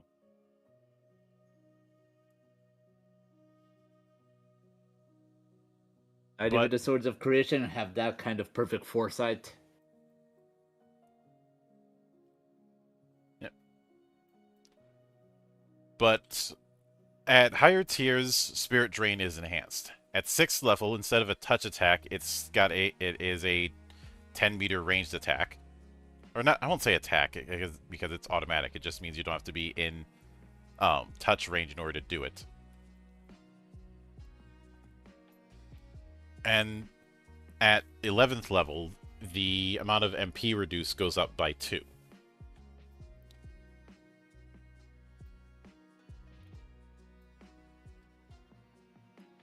But then there are the Dark Dwarves.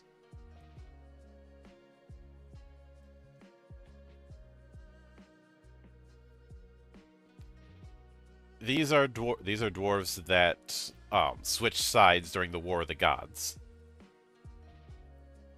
Though because of the fact that they live underground for the longest time, they tend to have paler skin and mostly white hair, or silver or light gold. Eyes are usually red or black, and pupils are large enough that the whites of their eyes can't be seen a lot of the time.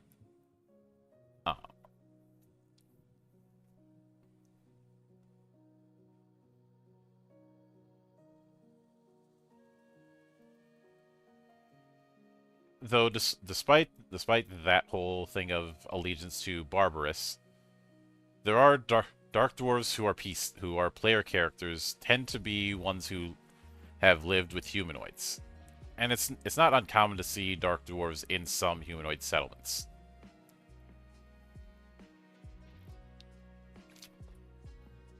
So much like their regular cousins, they can see in the dark. I mean, you'd expect that, being a race that's lived underground for so long. But instead of being fireproof like regular dwarves are, they have access to a kind of black flame. They can declare Black Flame Master as a minor action, changing the physical and magical damage they do with melee and ranged attacks to fire type and doing +3 damage. This lasts for 1 round, but is only effective for the first damage done. If dealing damage with more than one target at the same time, it works once for each.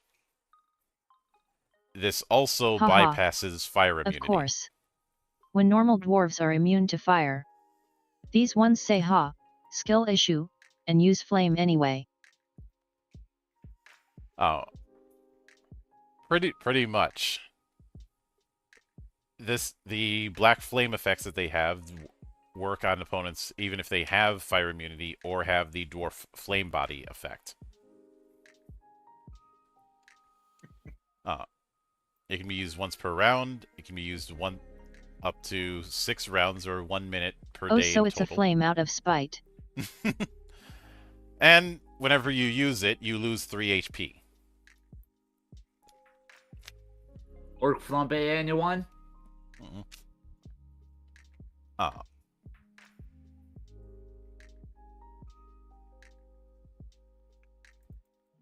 And at 6th level, they can spend 5 HP to do 5 additional points of damage with Black Flame, and at 11th level, they can choose to spend 10 points of HP to do 5 points additional damage and reduce the defense of the target by 2 for 10 seconds.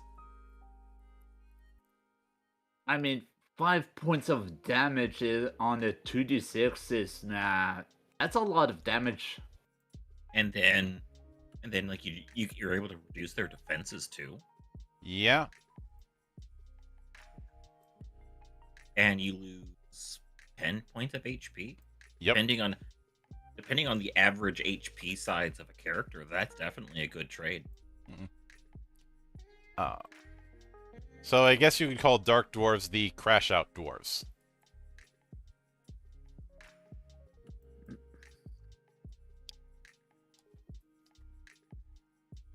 But then there's the Fae, which first appeared in Cardia Grace in the 2.0 era.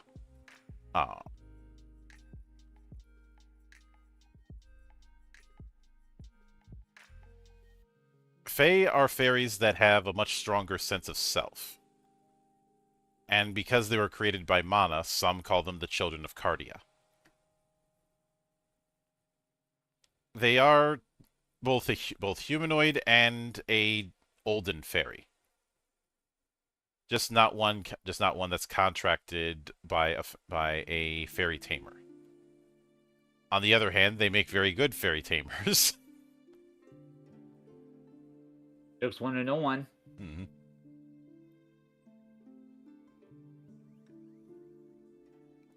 The Fae are rarely seen. It's said that they appear only once every 1,000 years. During what they call the 1000th Fae Festival, many Fae will travel around the world. When they are quote-unquote born, they are fully grown and live for about 200 years.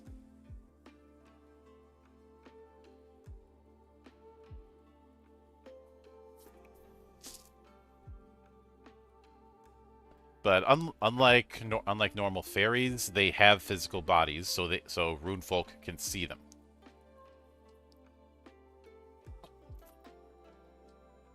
But as far as what they offer to the table, one of the main things is Fairy's Blessing, where they can declare one elemental type, and for that round, any physical or magical damage of that declared type goes up by 2 points that they do. And any damage that they take of that type is reduced by 2 points. This lasts for 1 minute per day. Or you can use it 6 times in 10-second bursts.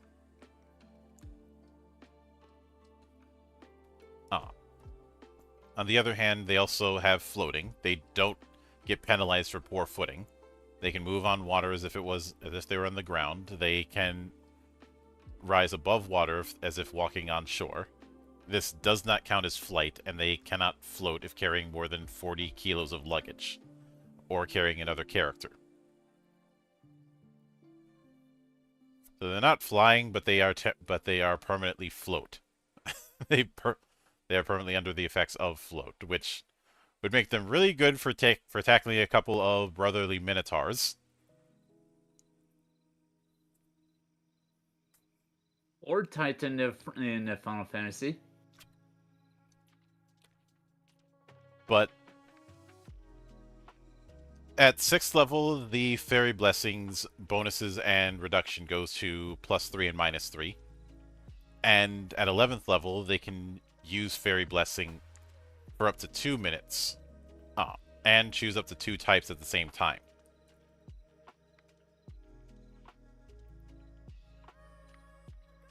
Which that might make them seem overpowered, but all but one of their ability scores gets only 1 die per generation.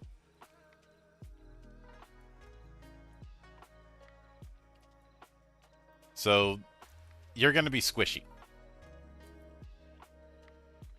Then again, you're tiny, so of course you're going to be squishy.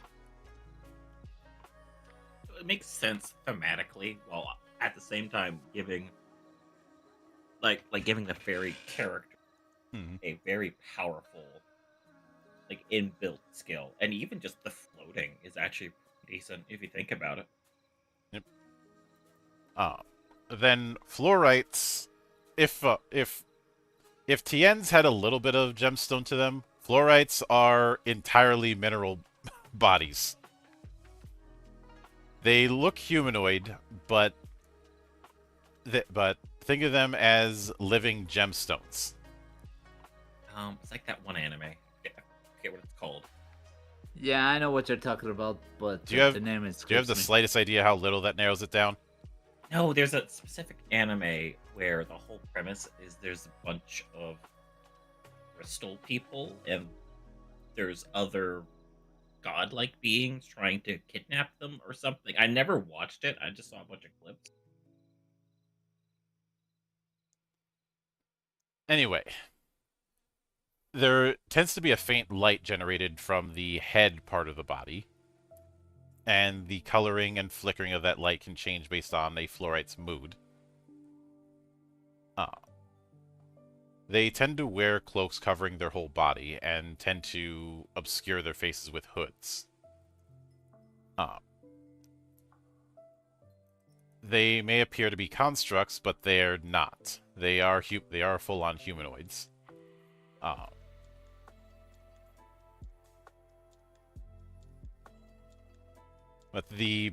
one of the big things about them is that they have a lot of MP.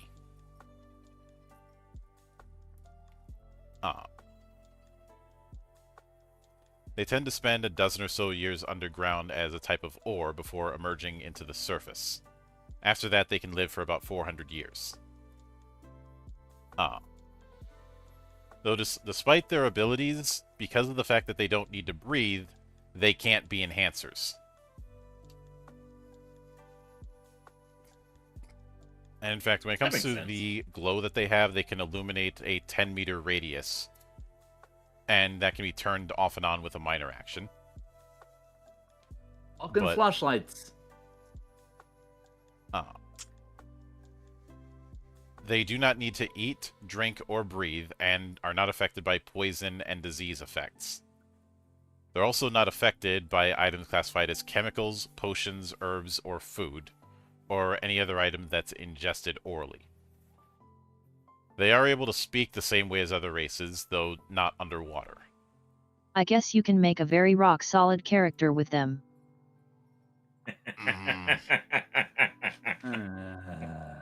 Uh, though, because of the fact that they are made of crystal, they don't float. Their defense goes up by 2 points, and their max MP goes up by 15.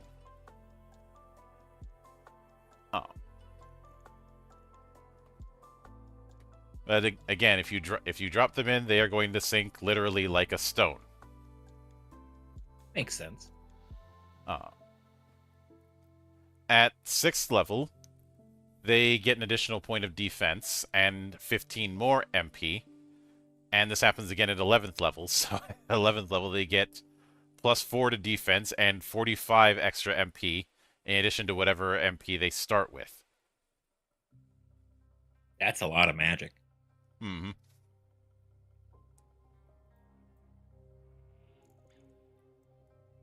But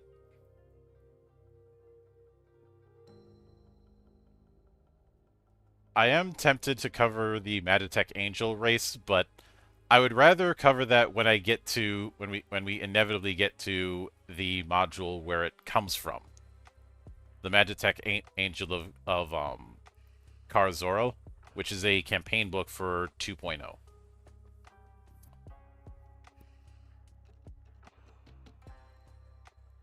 Sounds like a plan. Although it is one of the it is kind of funny that there's at least two modules that I know, at least 2 campaigns that I know of that are all about your relationship with basically a waifu character. Magitek Angel did that, and Procelsia also did that. Which I suppose is a way to make an escort mission not suck. But I mean, even then, it's still an escort mission. But this time, it's like oh hey, it's good. At least it's a waifu, kind of like what they did in Resident Evil 4. Admittedly, me making a waifu comparison is a little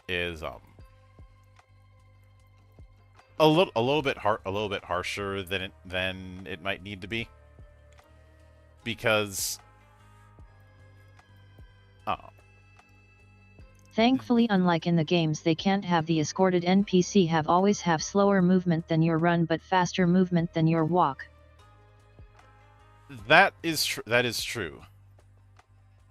But like in the case of Francette, she has a specific set of rules that are dedicated just to her, and the same thing with Magitek Angel to a point. And unique rules in the campaigns is something that you're going to see quite a bit. In the campaign books versus the scenario books, campaign books have their own unique rules dedicated just to that campaign. For example, Vice City, what was one of the big entry points when it came to 2.5, has its particular building the town mechanic that's exclusive to that campaign and is really meant to be used only in that and nothing else. Same with the way the trains work in Demon's Line, or the way the Fairyland works in Fairy Grace. And same thing with the exploration effects when it comes to the town of Mist in Mist Castle. I know Mist Grave is a thing which is meant to be a follow-up, but that hasn't been translated yet. But since I'm not doing Magitek Angel, the next is the Miyakis, which is technically a 2.0 only one for now, but also not, because in the Tales of the Swords remain Bubble World. There is the Bakeneko race, which is basically using the exact same rules as the Miyakis in all but name.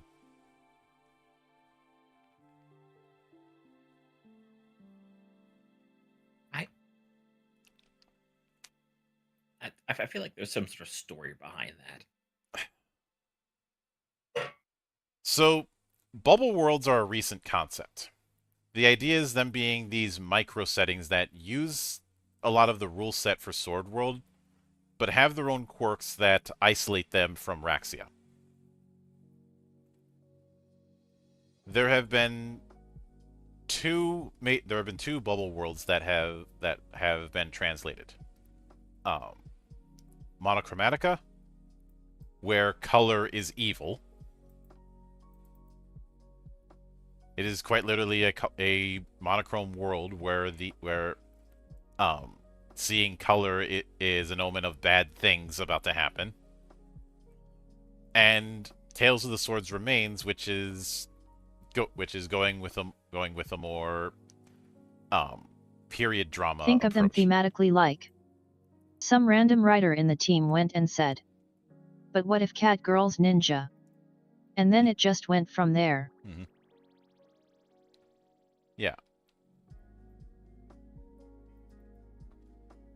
And we will cover them in detail. And there is also Demon Lord's Palace, which calls itself a bubble world, but it doesn't feel like it. At least not compared to the others.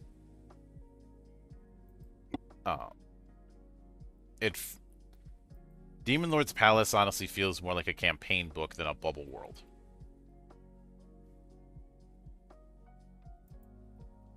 But getting back to Miyakis, they are essentially catfolk.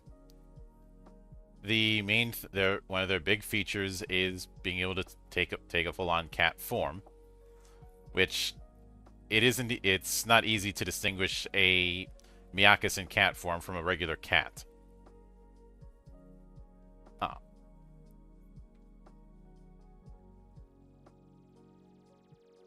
But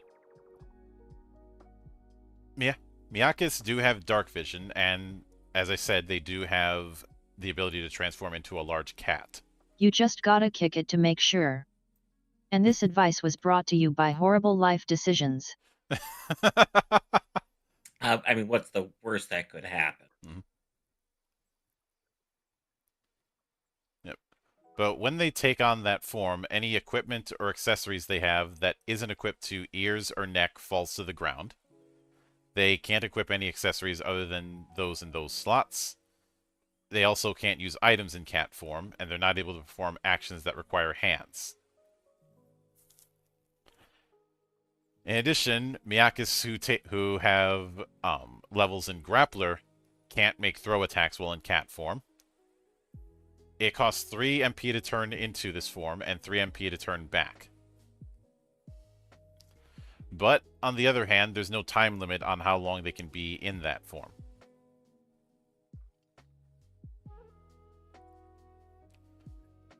I definitely see a lot of stealth applications just being able to scout around as a cat. Mm-hmm. But they do get claw and bite as innate weapons. These can be used in either cat form or their original form. So they do lean heavily towards Grappler, especially since Grappler is going to be all about natural weapons.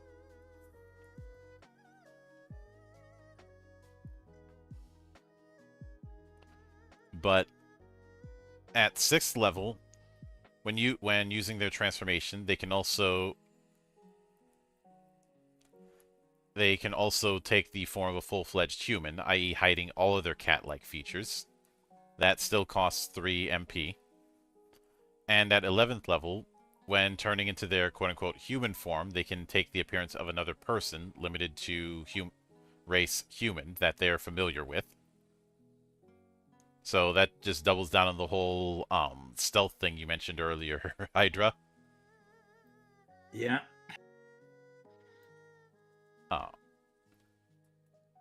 So we gotta be careful that there ain't another cat to the position as you, Mildra.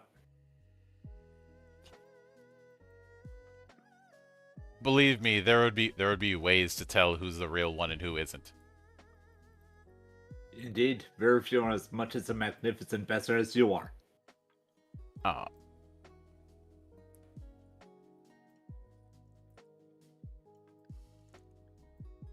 But when it comes to the next one we have is the Newman, which Phantasy Star fans, don't worry, you don't need to cry just yet. That comes later.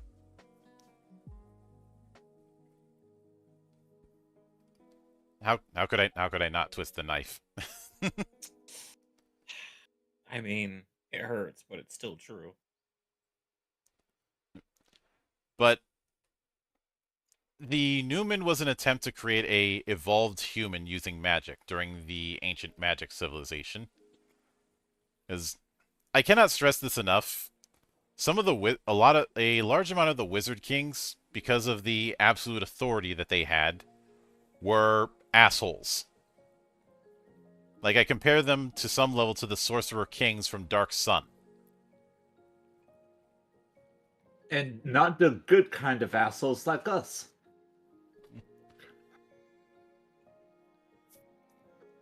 But it was believed that Newmans were extinct. But in reality, they were preserved in underground ruins and got shaken up during the Diabolic Triumph. But they are, while their population has gone up since then, I mean, the Triumph was 200 years ago, they are still rare.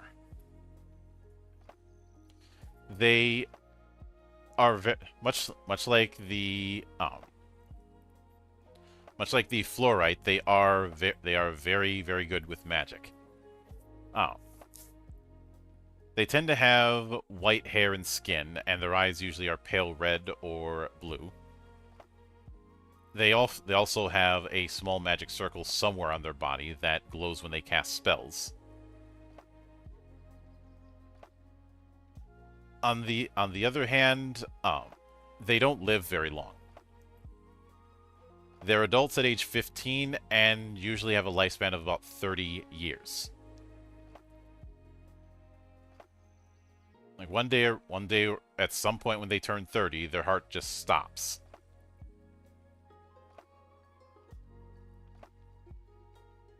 I mean, all that power's gotta come with a price. Mm-hmm.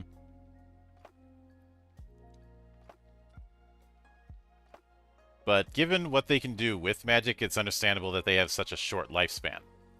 Because for starters, any magic power goes up by 1, just by default. If you do a spellcasting check that crits, you don't spend MP. I.e., crit casting is free.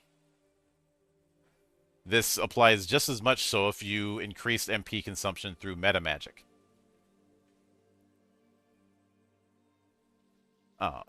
Even if that on one hand, I could see how that would be powerful, but on the other hand, do you think the Death Gods are going to allow abuse of that?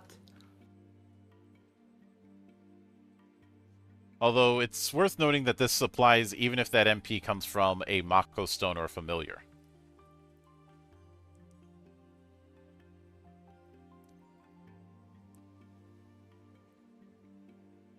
And once per day, they can also get a +2 to observation or knowledge skill checks. At 6th level, that spell they can treat it that if you rolled double 1s on a spellcasting check, you don't spend MP on that spell. The spell doesn't go off; you just don't waste MP in the process. And at 11th level, they get an additional +1 to magic power.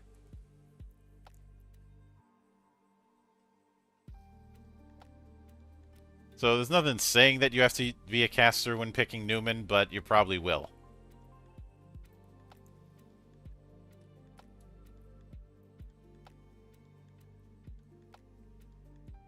But then there's the Sentient, who could be best described as a kind of humanoid golem built by the gods.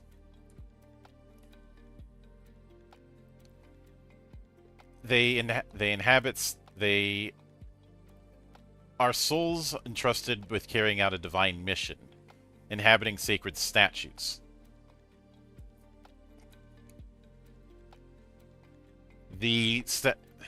when the statue is animated, it looks fully humanoid.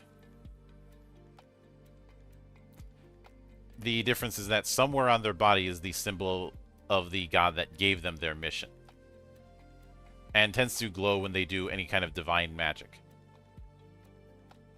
This also, though, it also acts as a holy symbol, so they can cast divine spells without needing to have a holy symbol in a free hand.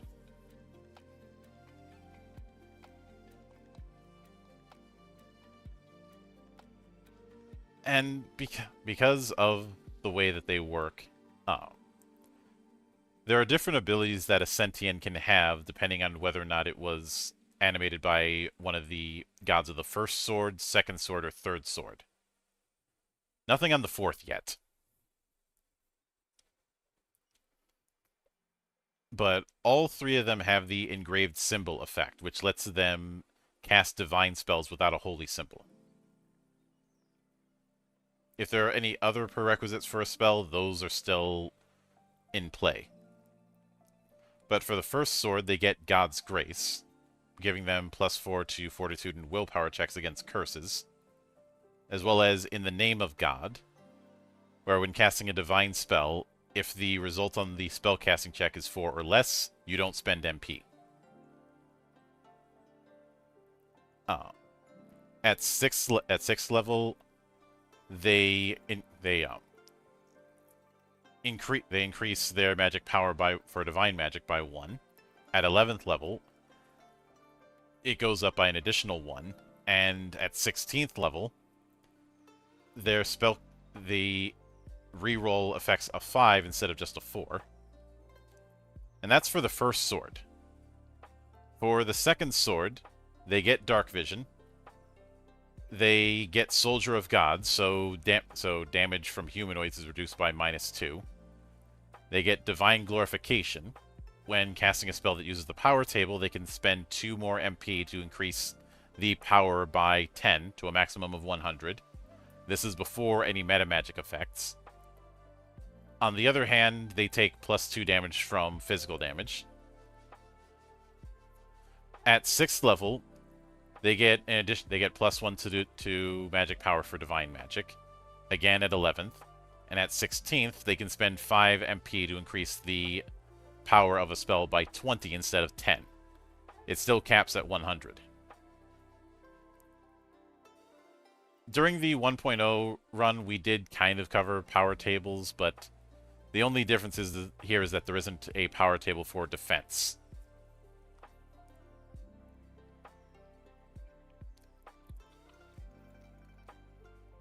But with Sentients of the third sword, they have engraved symbol. They also have divine protection, where if a spell's level is less than equal to half of your priest level, rounded up, the MP cost is halved. Effects that alter MP cost apply this reduction first, before any other alterations. If the MP cost is special, then this ability doesn't apply. And once per day, they can recite a prayer and get 10 MP back. At 6th level, they get at 6th and 11th level, they get +1 magic power for divine magic, and at 16th, their divine prayer fully restores their MP.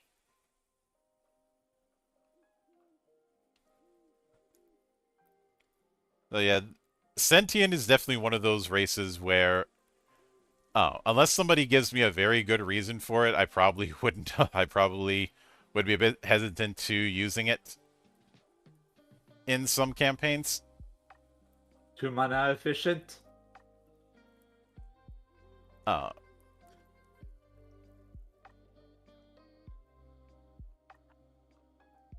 That, and I feel like this is something that, well, because of the fact that it first appeared in the Raxia God book in 2.0, I feel like it's best suited for campaigns in the Divine Civilization period.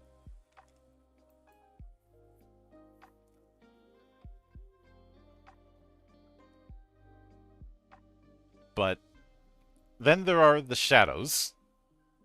What evil lurks in the hearts of men? The shadow knows. Seriously? Nobody? Or are you just sandbagging it?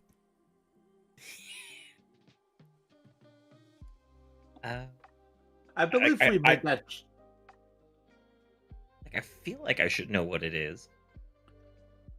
Yeah, I do. I'm just not going to follow up on it. Oh. But Shadows originally inhabited the Razeldon continent, which is a... Razeldon is to the west of Alframe and is a area that's purposely left unexplored to a certain point. The region of Mist is mapped out, but beyond that, it's meant to be a blank slate to do, keep on the borderlands kind of campaigns, where you could pretty much put anything there. Sort of like what Farland was in 1.0.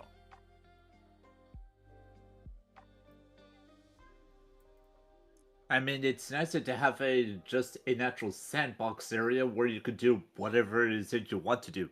Mm-hmm.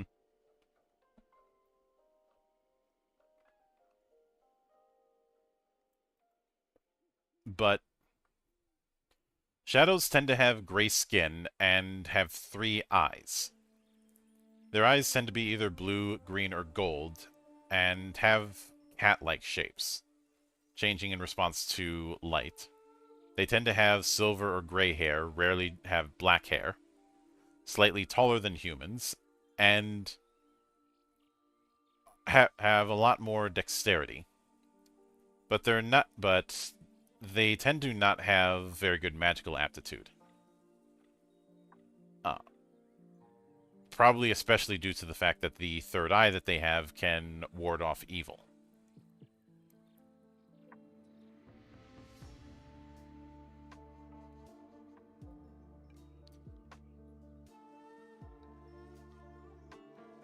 But they do have dark vision, as you'd expect a race called Shadows to have. They also get +4 to willpower. At 6th level, they can reduce any damage, any physical or magical damage from poison, disease, or curse type effects by 3. And at 11th level, they can increase their willpower by 2 more. And damage from poison, disease, and curses is reduced by 3 more. It should be noted that a lot of times willpower is used as the stat to resist magical effects, versus fortitude, which is used to resist physical effects like poisons.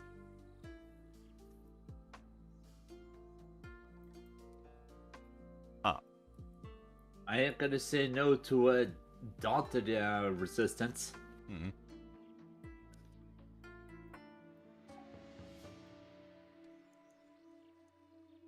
So, then there's the Soleil.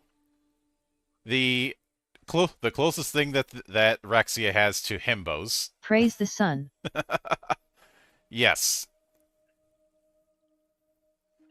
Soleils tend to occupy the western end of Razeldon, and are rare on Alframe. They are big folks, almost Amazonian. They claim that they are descended from the sun god Taidan.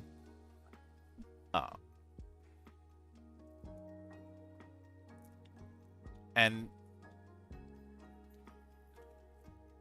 one of the big things that they have is being able to have their bodies glow enough to dazzle enemies. They are very strong. They have a great amount of stamina and can regenerate their HP by basking in the sun. But at night, they tend to be sluggish and sleep very easily.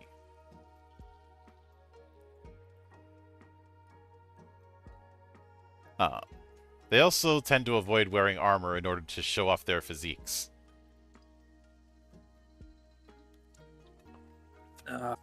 I'm tempted to do a certain joke, but no, it would be too low-hanging fruit, even for this place. Yep. But they can make, as I mentioned before, one of their racial features lets them make their body glow to blind or disorient people nearby. They choose one target at the same coordinates as you.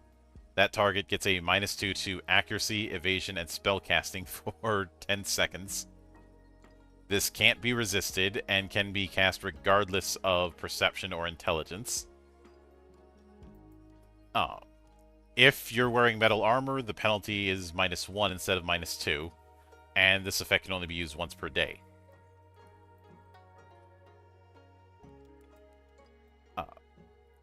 In addition, when exposing themselves to sunlight for 10 minutes, they recover 10 HP. This can be used every 10 minutes for a total up to 1 hour per day, so a total of 60 HP back. This is not a substitute for sleep. And from 6 AM to just before 6 PM, they have +4 to fortitude and willpower, whether indoors or outdoors. But anytime after that, that bonus becomes a penalty at -4 to fortitude and willpower. Although since this ability is called Child of the Sun, I can't help but think of Kamen Rider Black RX. Which, I suppose me thinking of that is also a plot by Crisis. Indeed. Remember, everything's either Golgum or Crisis's fault. Or the Imperium, or Carla, or just about the... There's quite a list of... it's always X's fault. But at 6th level, the Radiant Physique effect can apply to any target within 6 meters of them. And at 11th level, they can use it up to twice a day.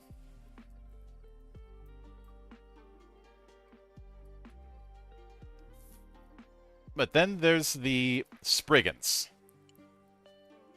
who are short kings until they're not.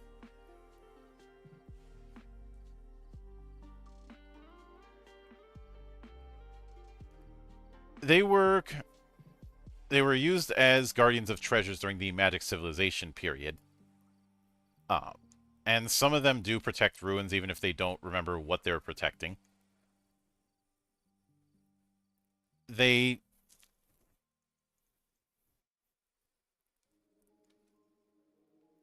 tend to when they are up until about 10 years old, they tend to look wrinkled and ugly. And because of that, it said they have a bad habit of replacing their own children with human children because of that. So there's incidents of a child raised by a human actually being a Spriggan. But because of the fact that they're not well known, and Spriggans seldom give birth, this isn't common. But they tend to live for about 350 years, but once they reach 10 years old and look like a child, they don't grow any bigger, or as they grow older. On the other hand, aside from, yes, they have dark vision, they can also take the form of a giant. They lose 6 points to their agility and gain 12 to strength and vitality, and this can increase max HP if need be. Any equipped armor that they have will automatically change, so they don't end up destroying their clothes when going into giant form. Let's say specifically, the armor needs to be prepared beforehand. Yeah. Mm-hmm. There are ways to prepare it.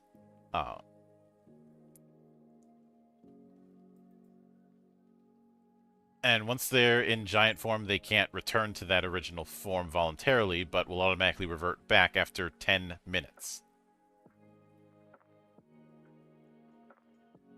And they can only turn giant once a day. At 6th level, they can turn giants 3 times a day. And with a major action, they can change back. At 11th level, they can switch between normal or giant form with a minor action or at the start of combat. So, like I said, Spriggans are little guys until they're not.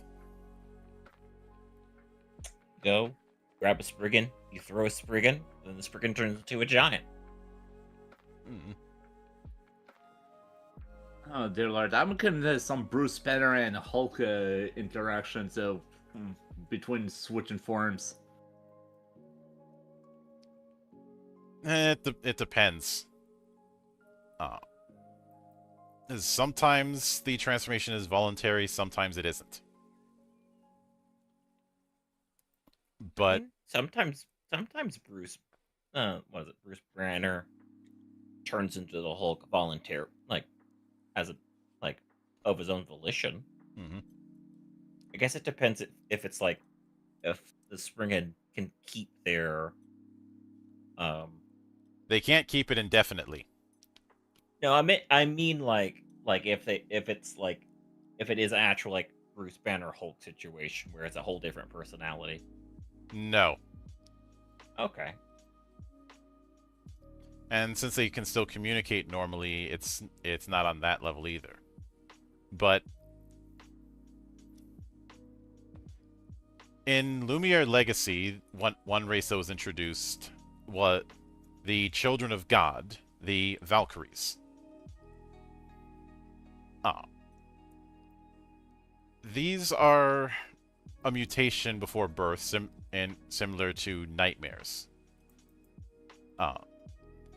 Some speculate that they are reincarnations of pure souls.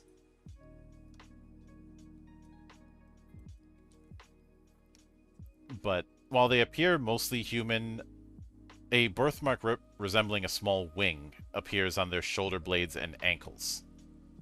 These transform into wings of light when using their abilities.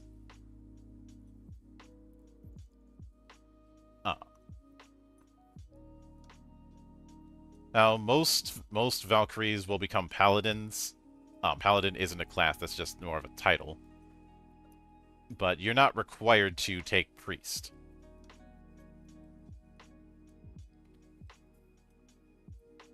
But first, when it comes to the Wings of Light, if they fall from any significant height, they can create a set of wings to slow their fall. They can fall from any height and land without taking fall damage or falling prone. They can't move freely in the air as if they were flying, but they can hold on to others or equipment up to a weight of 200 kilos. And once per day as a minor action, they can offer a blessing to someone in the same area, either other than themselves or in any amount that they're using, giving them a +2 to fortitude and willpower for 3 minutes. They can only do this on humanoids, animals, and mythical beasts. On the other hand, that effect is boosted at 6th level. In addition to getting the fortitude and willpower bonus, they get 3 to defense and -3 to any magical defense they would take, or magical damage they would take. Still lasts for 3 minutes. And at 11th level, they can use it twice per day. So for those who want to do a Lenneth build, here's a start for you. But the last of the rare races is the Weakling, which is technically 3 different races. Well, not 3 different. There's multiple quote-unquote Weaklings. Weaklings are called that because they are technically barbarous who are born with fewer soul scars. They only have 2. Other barbarous have more. They look similar to humans, but have some characteristics of their parents. And they can come from any barbarous race, but there are 5 that are the most common: Garuda, Thanos, Basilisk, Merman, and Minotaur. It's a good middle ground to play barbarous without having to deal with complications. Mm-hmm. Uh, they are treated as a humanoid race, but they still have because of their physical similarity to certain Barbarists, they do have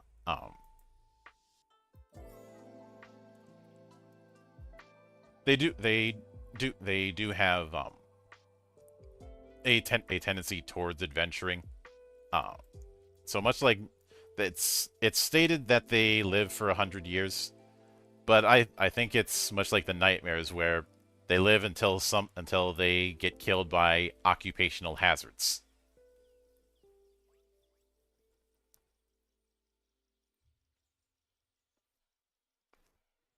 But because of the fact that they are kind of that middle ground, that also means they have the weakness rules that Barbarists have.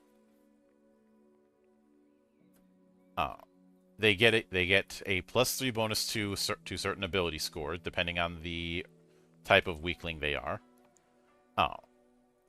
If they have a weak point, then they have to perform a weakness check at the start of combat.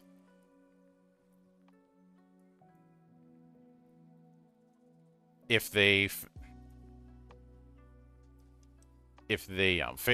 fail the weakness check, then the weak point that corresponds to their original race is applied.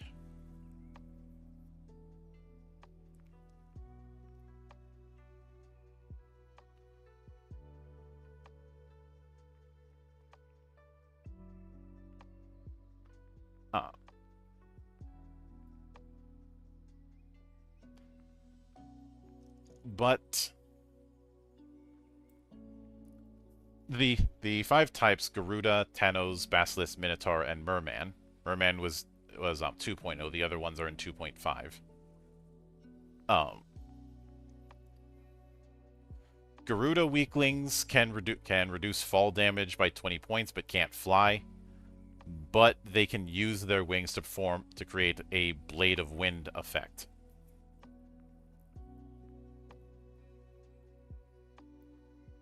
And at higher levels, they can do more damage with that Blade of Wind at the cost of spending more MP.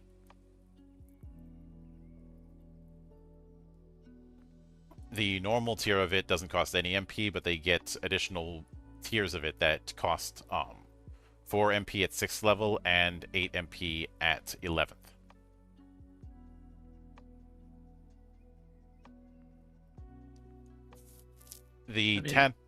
The Thanos can perform underwater actions like elves, and also get a Shell Claw wrestling weapon, which can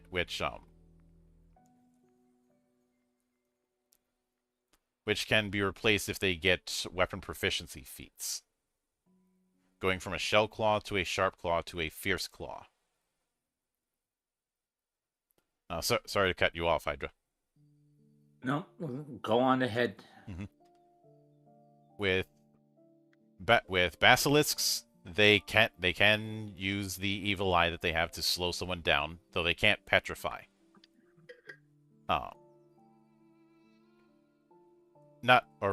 Actually, I take that back. They can. It's just not as powerful as a full-on basilisk. Also, if they take damage from a melee attack, the attacker takes poison magic damage themselves. And it just goes. They just take more damage at higher levels. And when it comes to Minotaurs, Minotaur weaklings, if they're attacking with a two-handed melee weapon, they do 2 extra damage.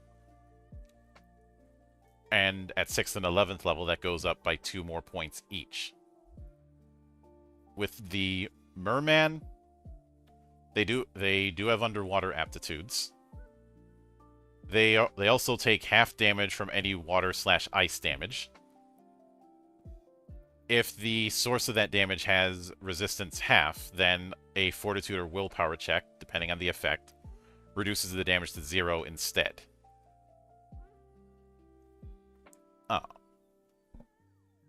At 6th level, they gain the ability to do a bubble form. They can turn their whole body into a bubbly form or change back. while in that form, they can move freely in a continuous body of water, even if it's small enough for only one finger to pass through.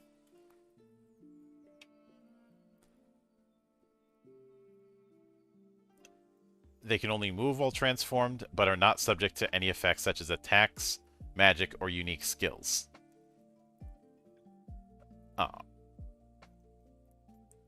On the other hand, you have to concentrate and be underwater for 30 seconds to do it, but at 11th level, you'll need to concentrate for 10 seconds.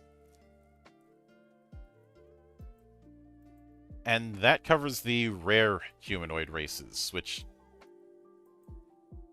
What do you think of... I know I asked this about the common ones. What do you think about the rare humanoid races we have?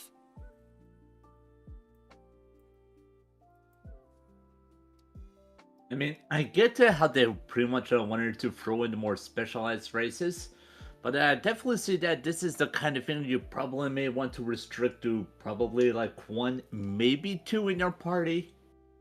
Mm-hmm.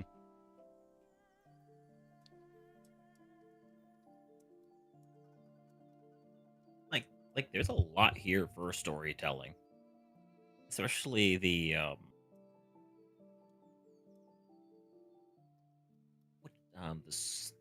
the statue one. Mm-hmm. Like that one's like that has a lot that you could like a player and the GM would sit down and talk about and figure out what it's like. Oh, what is your purpose? Why are you here? And I think that particular race, I would also end up asking the question, which god gave you life?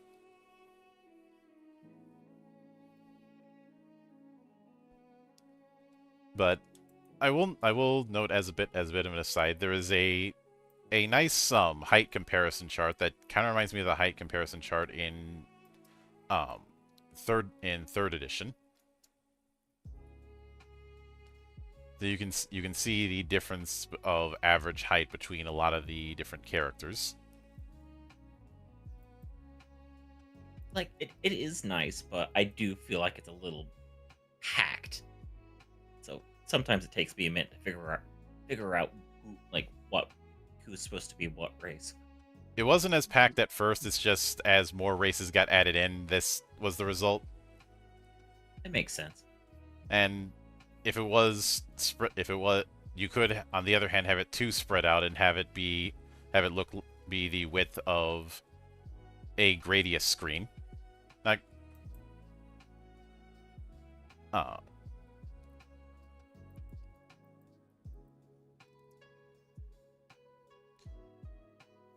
not Gradius, Darius, or the old X-Men arcade game. You know, the big-ass one that had 4 screens? Oh, dear. Yeah. That brings back memories. Mm-hmm. But before we get into the Barbarous, which there's a few other things that I need to tackle before that, we're gonna take our last break of the day, and then we'll be back covering the Barbarous races, which... The Barbarous are an interesting beast, and one that there aren't a lot of parallels in other fantasy games for. So, see you in a few, folks.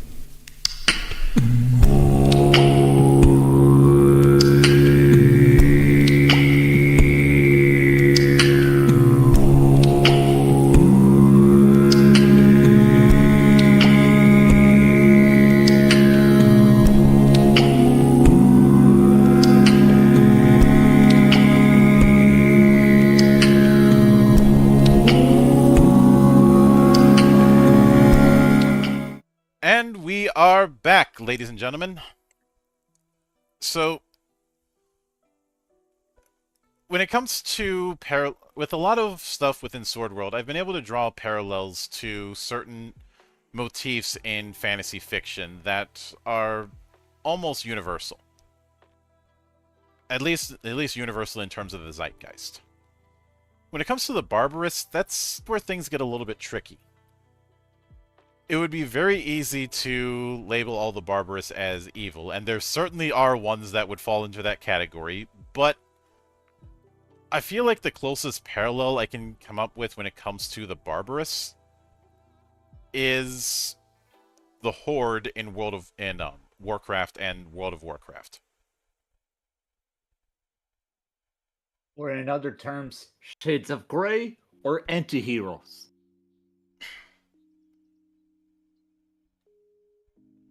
The Barbarous have a very might makes right attitude, and that's most definitely the case with the Horde.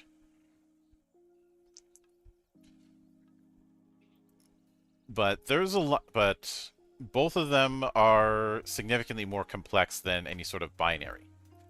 I know that some people want to do moral finger wagging about the idea of evil races, but this doesn't apply here. And by the way, I don't finger wag about evil races if the setting calls for it, because that would be stupid.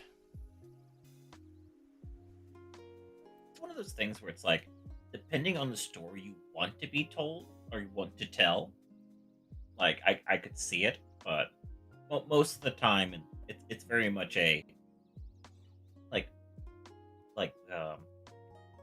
I forgot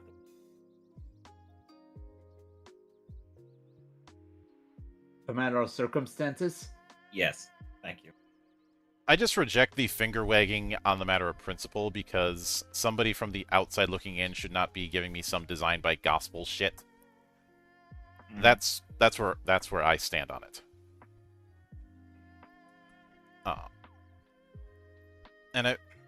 Hey, have I explained to you what design by gospel is? It's pretty much I've heard of this enough from different places. It's kind of the idea of we do this because we do it, and we don't question why we do it. Pretty much.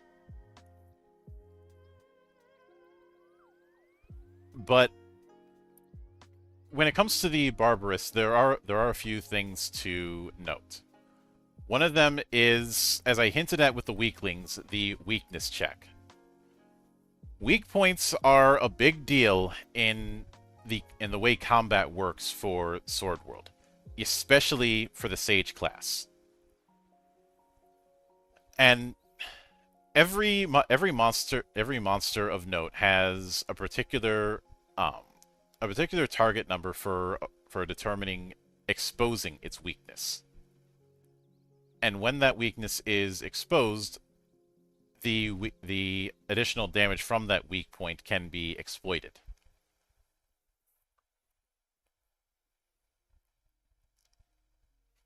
Now, this is a weakness checks are special for both Barbarous and the Rider class. It is meant to be a kind of defense against the enemy determining the weak point of your mount in the case of a Rider, and the Barbarous in the case of a Barbarous PC. And it's not a case where the person who discovered the weak point is the only one who can take advantage of it. If one side discovers your weak point, then that whole side's party can use it.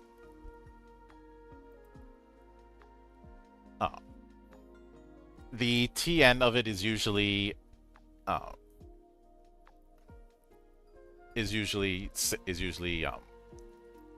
Sage level plus intelligence modifier.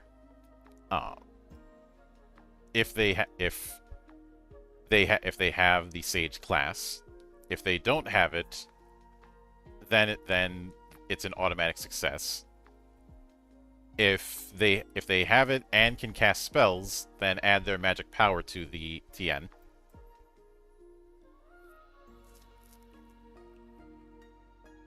And much like the NPC version, if you're picking a Barbarous race as a PC, you get the weak point too.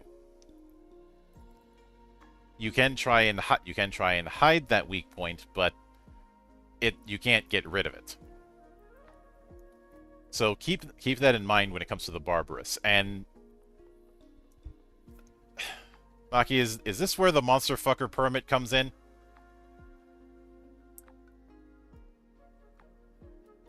Yes, hello, I am here.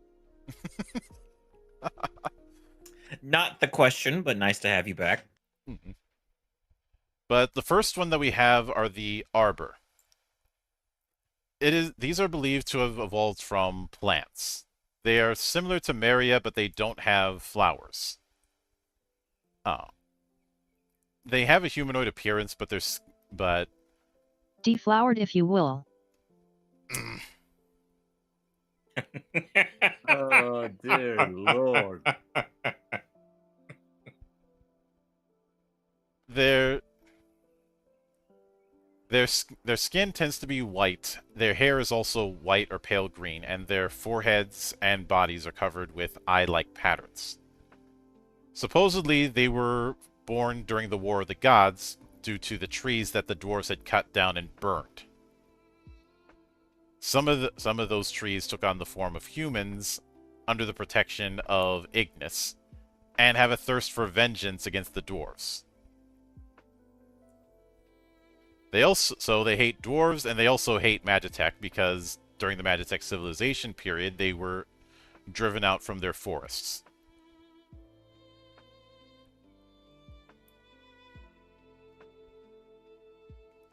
But they tend to reproduce by planting their own seeds in the ground, and that seed will reach adulthood at 20 years old. And after about 300 years, their bodies will turn into trees.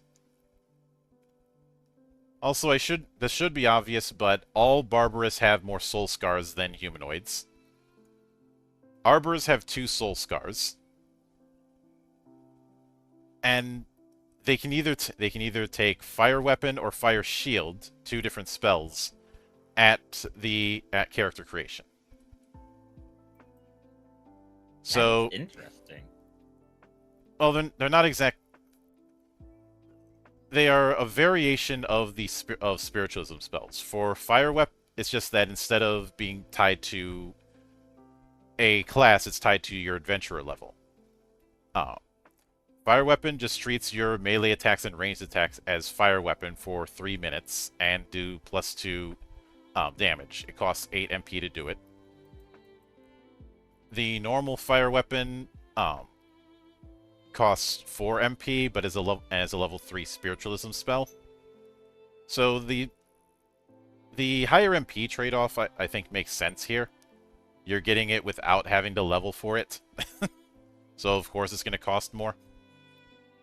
Which is nice, but I was referring to the fact that their weakness is fire damage, but they get an ability to have Fire Weapon or a Fire Shield. Mm-hmm. And you could say Arbors are crash outs. And Fire Shield is the other spell the other natural spell that they can get. It basically creates. You'd think, oh, this makes them resistant to fire. No, it creates a wall of fire. It's like Wind Wall, but Mhm. instead it's fire. Yep. Therefore cooler.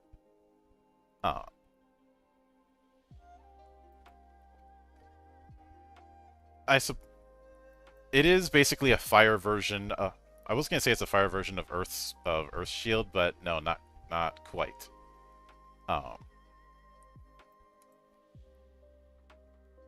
Let me.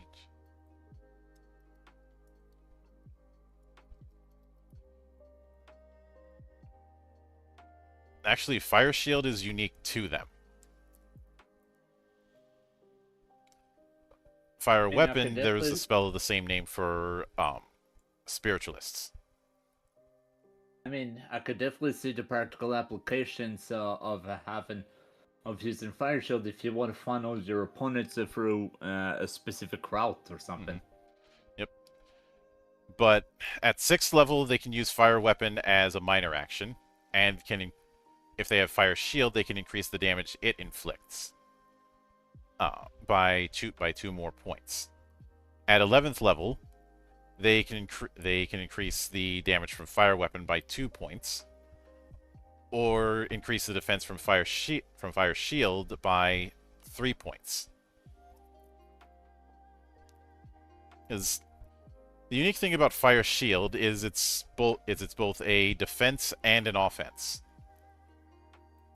I guess I'd liken it to the Spikes series of spells that I have for Legend Edition, where it is all about keeping people off you. Because if they try to hit you in close, they're going to be taking damage.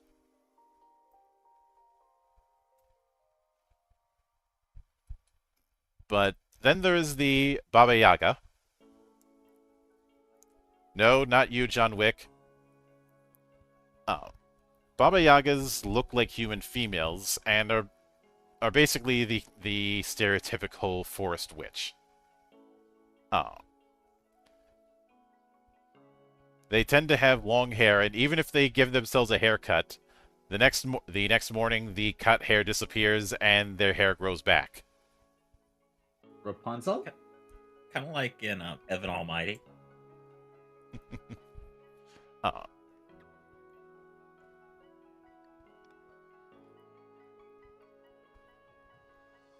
But they are born experts in natural magic and are very good mages in general. They can temporarily increase their soul scars, at which point they look like a ugly old woman and they start taking a brutal personality.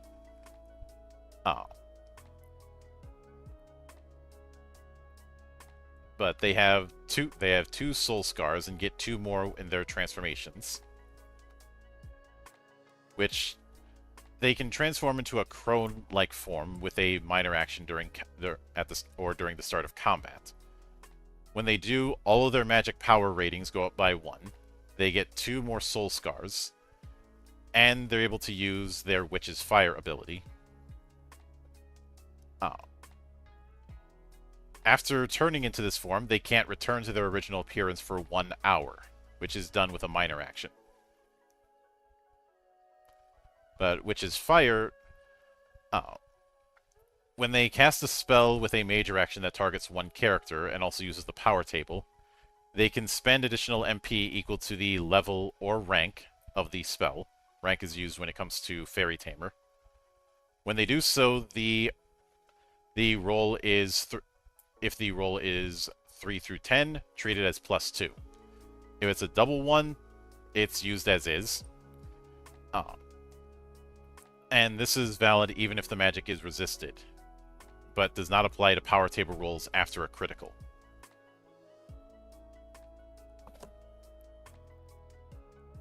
On the other hand, if you roll an 11, it's just a normal 11, and if you roll a critical, it's treated as a critical. So boosting the +2 you might get on a roll of 10 doesn't make it a critical. It's just treated as if you got a 12 on the power table. So you can't spend this to give yourself a quote-unquote free critical. At 6th level, you can use this effect even on area effects instead of single targets. But if you do so, you get a +1 instead of 2. And at 11th level, the additional MP you consume with Witch's Fire is halved. It's half the level of the spell you're casting instead of the full level.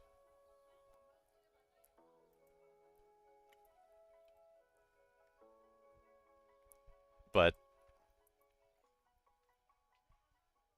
that'd mean that hopefully you get a lot of MP and use it for a lot of guaranteed high casting.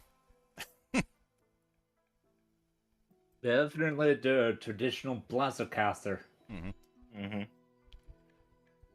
But then there is the Basilisk, which because of their appearance, I've had a few people compare them to Medusa from Fate.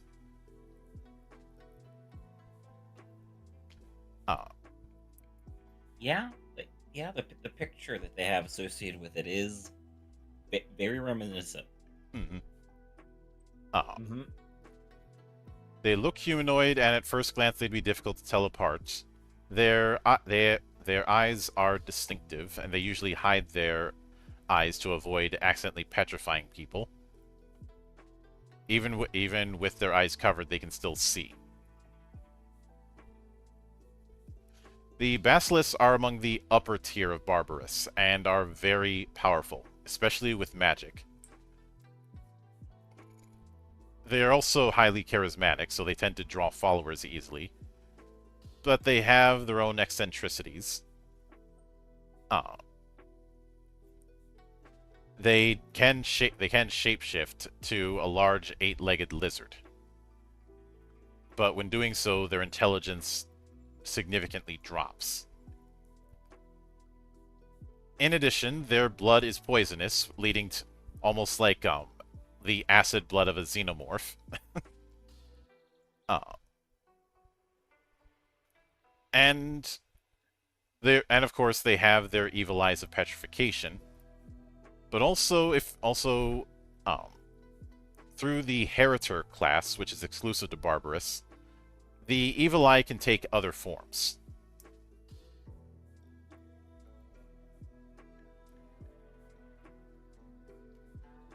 But in addition to all of that, they can use true speech, spiritualism, and deep magic without an implement.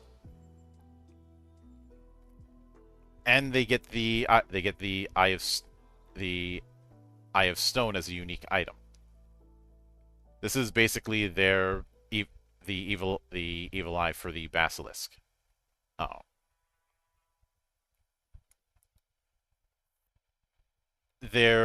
If they take damage from melee attacks, whoever inflicted the damage takes poison damage, much like with a Basilisk weakling.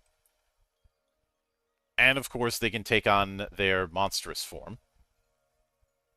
When doing so, they lose 12 points of intelligence. They gain 3 sections: the head, the body, and the evil eye.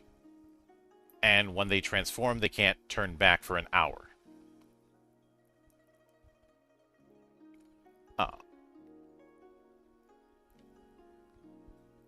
On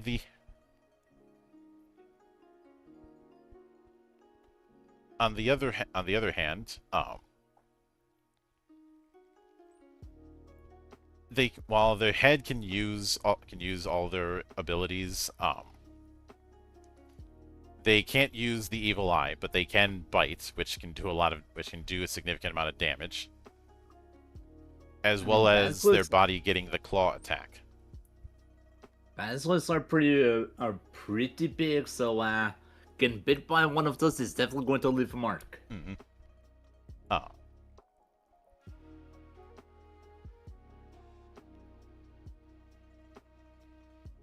But at 6th level, when they take monstrous form, they can choose whether the head part of it inherits continuous effects it had or loses them.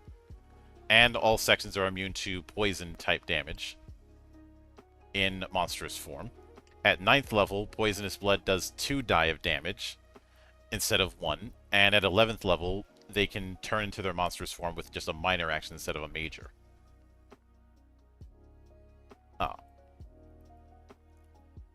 But then there's... Good. Is this the first race that you get something at level 9 instead of just at 6 and 11? So far, yeah. Mm-hmm. And also that monstrous form, it resets your health as well, which is really good. Oh yeah. It's like I can imagine this races for the players that want to go like, oh, this isn't my final form, or okay, phase 2 of the boss battle. That's pretty much how they end up getting used in a lot of encounters. And a lot of Barbarous have an alt form. Including the next one we're getting into, the Broken Drakes. These are drakes without the magical sword that is key to Drake society. A magic sword tends to be one that they are quite literally born with. It is connected to their life and lets them undergo dragonification. As the Drake ages, the sword grows, it becoming a powerful weapon, but also a weakness. But there are some Drakes that are born without a magic sword. These are broken drakes and tend to be treated with a degree of scorn by other ones. Without a magic sword, they can only maintain a human form, and their wings are small, so they can't fly. But by using an item called a sword crystal, they can regain their dragon form temporarily. Broken drakes become adults at age 15 and tend to have a lifespan over 1,000 years. Is this the oldest race that we've found? It's one of them.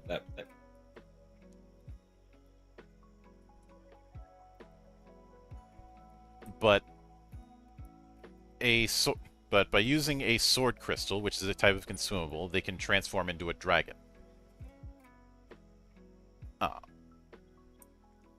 They can fly at the same speed as their movement speed and gain the evasion bonus to that you'd see in flight, as well as gain the Breath of Light unique skill. Once they transform, they can't revert for 1 hour, and they can stay transformed for a day. But at 6th level, they can do Dragonification with a minor action, and their Breath of Light effect gets stronger. At 11th level, their Breath of Light becomes Radiant Breath and becomes an AoE effect.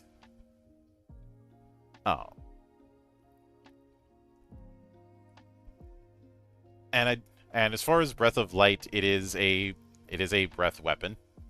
The range is is usually a single target 30 meters away. It operates under the shot rule.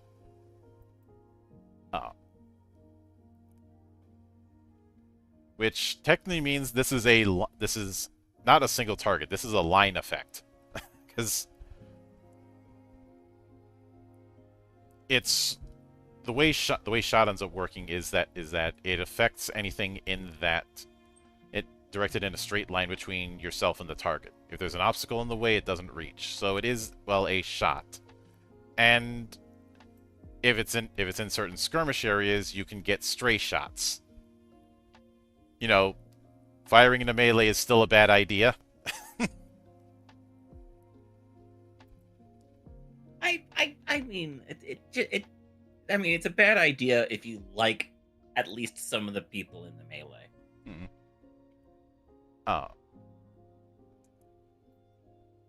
But then there are... Or if you do not, then it's an amazing idea. Then there's the Centaur, which looks exactly like what you'd expect the Centaur to look like. They have 3 soul scars. They are weak against earth damage.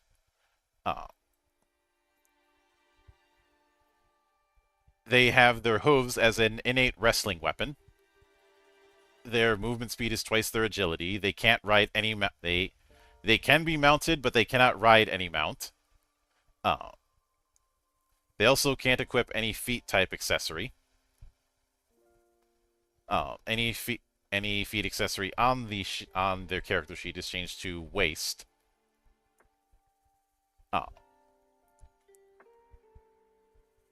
On the other hand, their upper body is always treated as if they are riding, gaining the benefits of some equipment that is triggered by that. And if they do take levels in Rider, they can use the stunts that you get from the Rider class on themselves.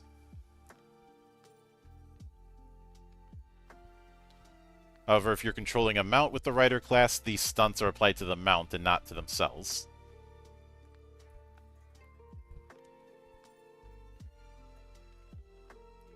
And I mean, would you even want to mount if you are the mount?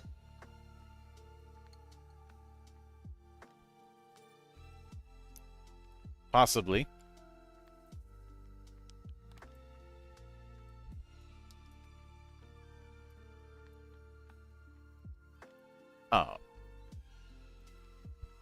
And at 6th level, they can carry one person on their back as a passenger. And at 11th level, they do not they do not get penalized by poor footing, or rather, the penalty for poor footing is halved. I don't know why I said they were immune to it. They're not immune. They're just better at handling it. Also, centaurs can't take the grappler class.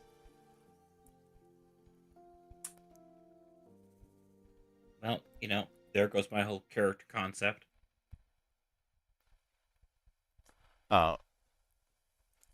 Although it does make me wonder what would happen if you put up a centaur against Thorkel the Tall. And probably the same thing would happen as what happens with Thorkel versus horse.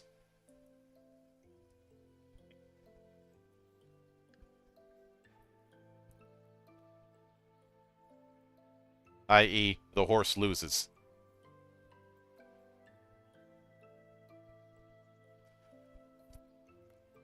But then there is the Dark Trolls, which I can hear certain people wanting to be stepped on by a Dark Troll. Dark Trolls, isn't that pretty much just 99% of Reddit?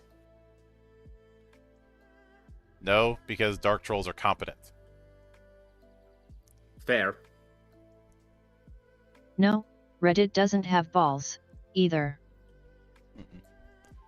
Yeah. But Dark Trolls love to kick ass. They tend to go at least 3 meters in height.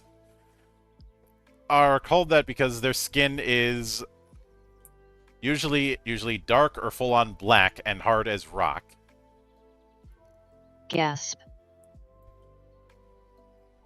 And even their muscles have Dark muscles. trolls are called because they are. Surprise. Dark. Oh. You heard it here, folk.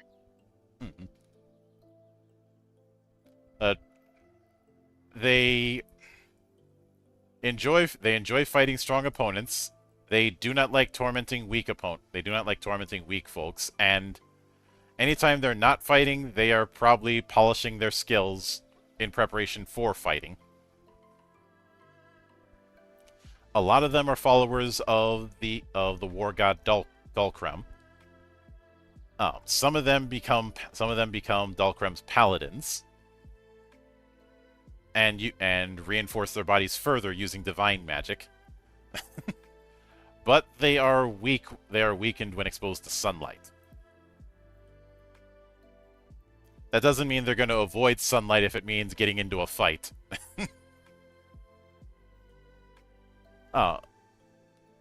They tend to reach maturity at age 15. They reach their physical peak at age 200.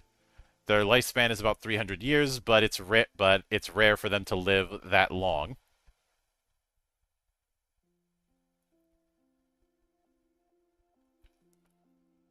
They do have 4 soul scars, and they are weak to magic damage. But they have dark vision. If they're in direct sunlight, they take -2 to accuracy and evasion. They get +1 defense right out of the gate.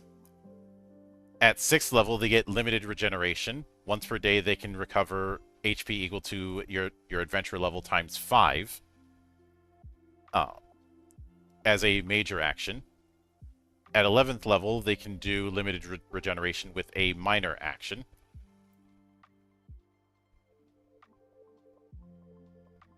I do like the fact that even though they might be weakened in sunlight, that's not going to stop them from picking a fight. Like, they feel like the counterpart to the Soleil, almost. To a point, yeah. I could see that.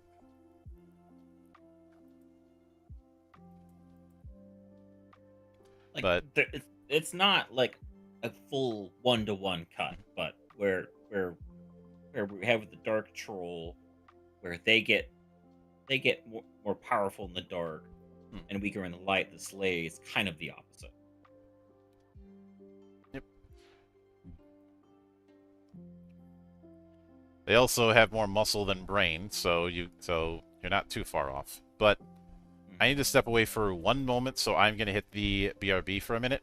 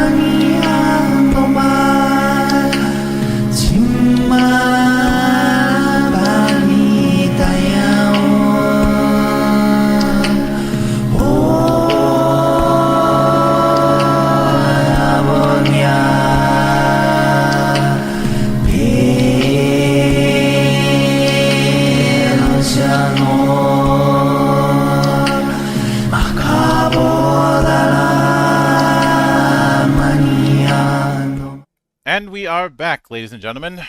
I know I said the other one was the final break of the day, but things happen. But the next one of the barbers we have is the Dawn, which is very ironic given their name. Or rather, their name is a bit of an irony given their setup. They're similar in stature to humans, but are covered in dark furs, and are very good at being stealthy.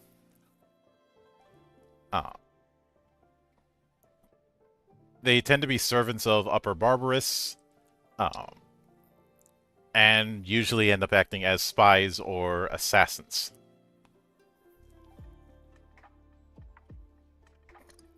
They also tend to be very faithful to the gods of the Second Sword.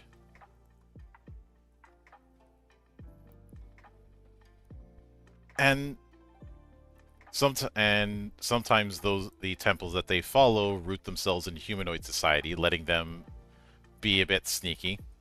They tend to be adults at the age of 10 and live for about 70 years. They have 2 soul scars and have accuracy as their weak point. They have dark vision, as you'd expect a race that operates at night. They also have their claws as an innate weapon, which can be deployed and retracted as a minor action.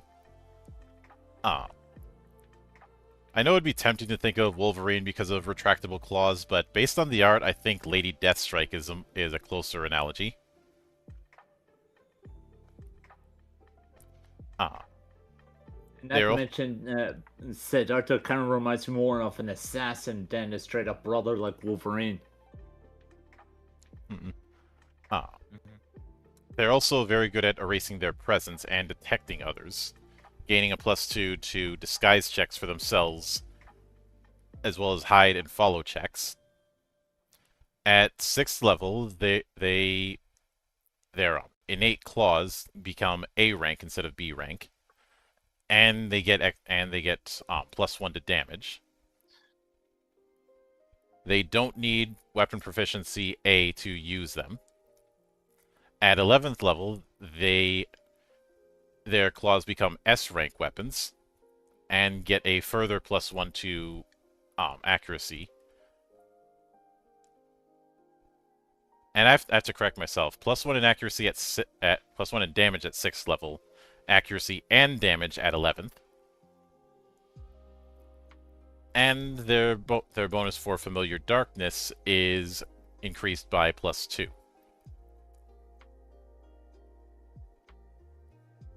So yeah, they are meant to be sneaky boys. And I feel like they would naturally gravitate towards Grappler. Then it's restricted. But then the Damphir. D, is that you?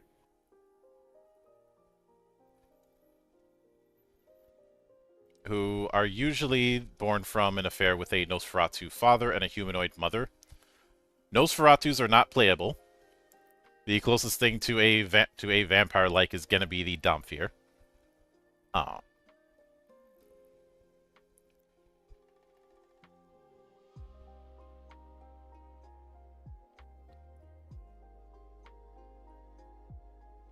But in most cases, they are raised in humanoid societies. They tend to have pale skin, and their eyes glow red in the dark. They also They also age more like Nosferatu than like humans. And while they don't suffer serious consequences for not drinking blood, their instincts will still drive them to it.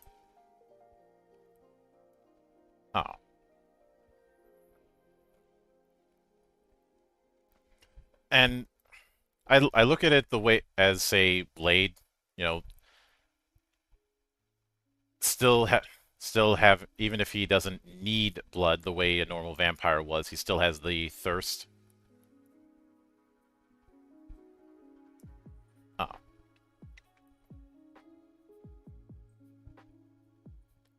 but as they get closer to around 300 years of age, they tend to die and their corpses turn to deadened wax. In some cases, that Damphir might revive a year later as a full-fledged Nosferatu. In most cases, they just become a revenant. Now, if a Damphir ingests the blood of a Nosferatu, they can stave off the turning to wax problem, which leads to a lot of Damphirs who want to live and die as humanoids becoming vampire hunters.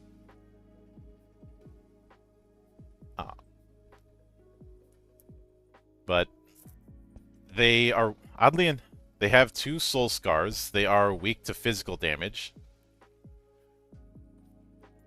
and they do have bite as an innate weapon.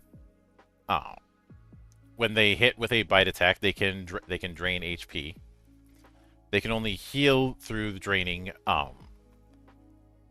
once per day, and cannot drain from plants, undead, constructs, or magitech for obvious reasons.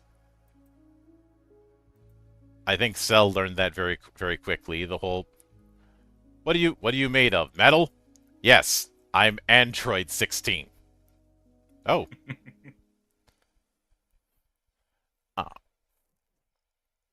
But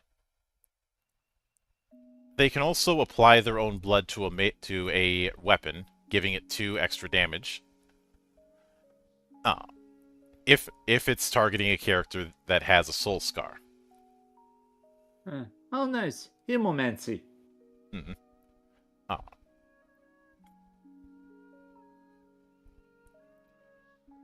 Once applied, it remains effective for 1 day.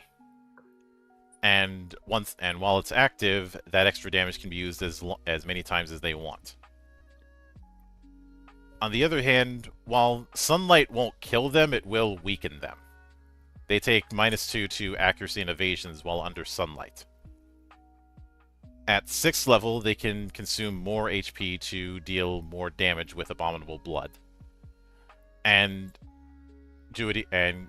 increase it to up to 5 points at 11th level, doing a total of 5 extra points as well.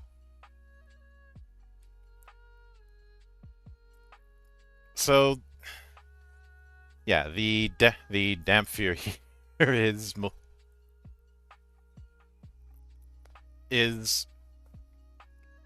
most.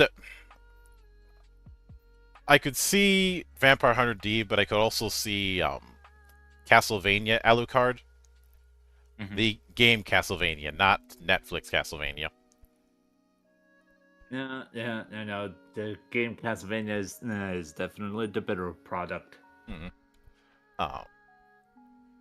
But then there's the Diablos, who, despite looking like demons, are not demons.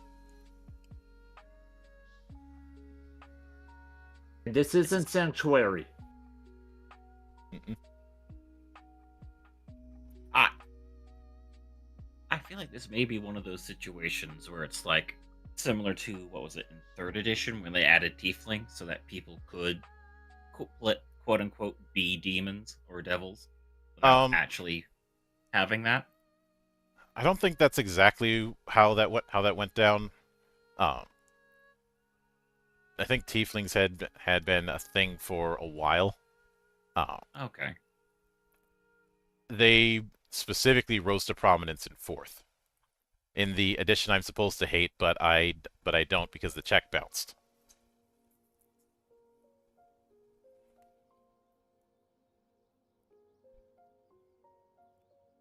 Am I saying that I have to be paid in order to hate 4th?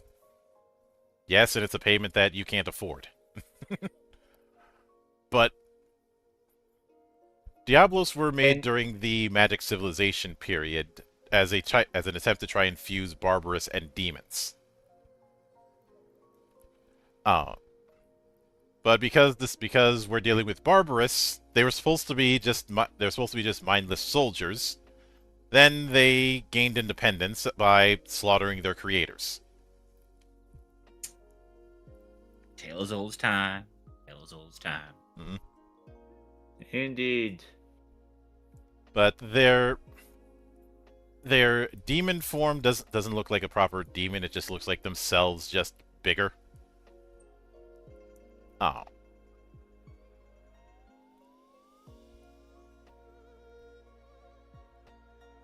And they also have these black gems on their bodies called Diablo cores, where mana is condensed.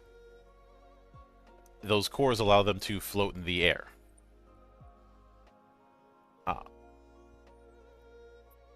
And some of the protrusions on their elbows, fists, and fingertips can be used as weapons. Or in some cases, pulled out and just used as weapons straight out. I mean, if you got them.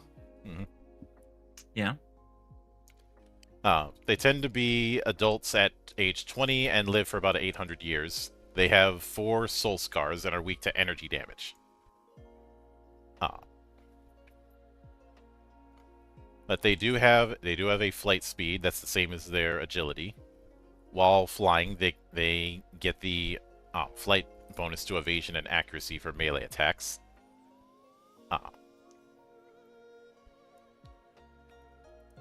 Also, they take 3 less damage when being attacked by slashing or bludgeoning types of damage, whether physical or magical. And only those types.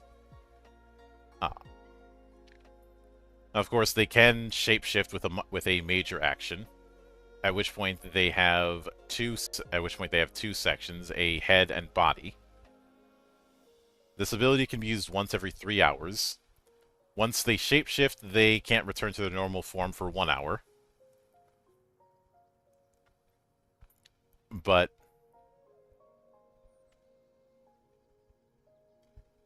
the body can use normal weapons and also gains a drill as an innate weapon.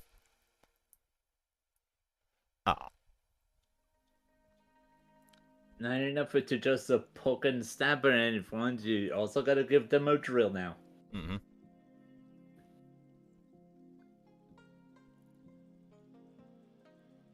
But at 11th level, their flying becomes twice their ability score, and at 8th level, they can do Demon Shift as a minor action.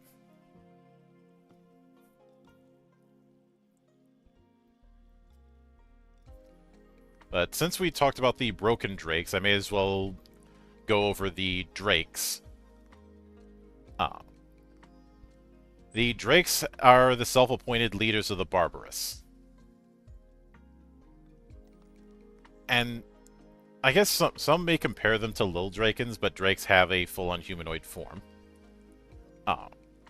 And much as I mentioned before, drakes tend to be born with a magical sword and grow along with it. They have 4 soul scars and are weak to magic damage. The magic sword can be any B rank melee weapon, with the exception of special weapons, school weapons, and magic weapons. Their magic sword is treated as a magic weapon and can also be treated as a magic implement. You cannot process or strengthen the magic sword in any way, but its performance can be changed and enhanced by infusions from the Heritor class. And of course, they can fly. They can also do dragonification, much like broken drakes. It's just not as limited.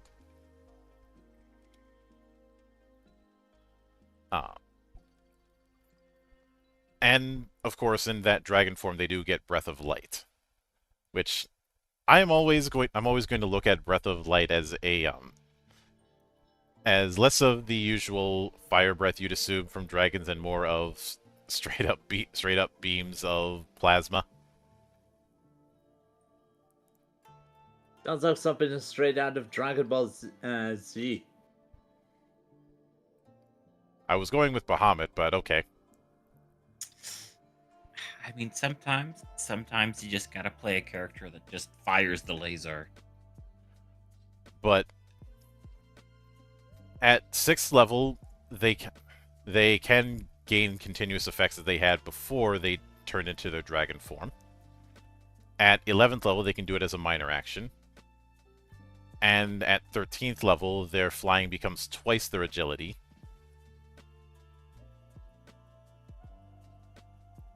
But I think the fact that they have 4 soul scars is a proper trade-off for how powerful they can be. And it shows that they are some of the top dogs when it comes to the Barbarous. But then there's... Yeah, like they can... Like they are pretty tough. And they have that draconic transformation, but what are soul scars? So... Soul Like, Scars is mechanically basically speaking. the damage to a soul. And Barbarous willingly have more of them because of their association with Ignis.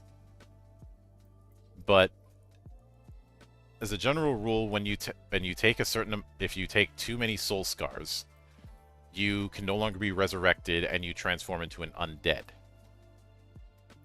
Okay.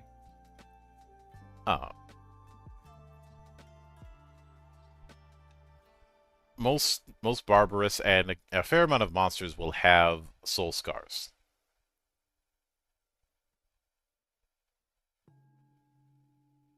And as far as the cap, let me double check that.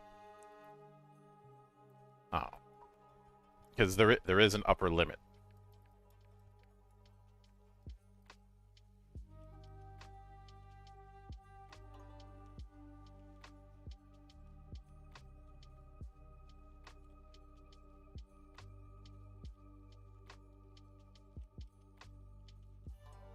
So it ties to the it's not an upper limit in the usual sense, but it ties to how resurrection works. Now, resurrection is not cheap. It costs 10,000 gamels.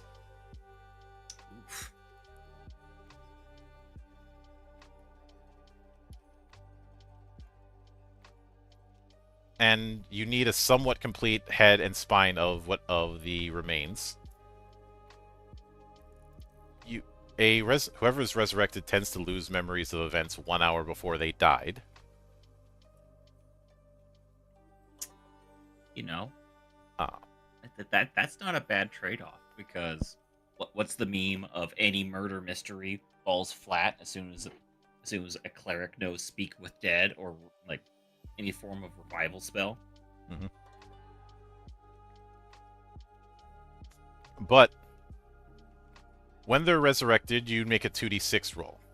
If it was within 3 days of dying, there's no penalty. Each day thereafter, there's a +1 penalty to the roll.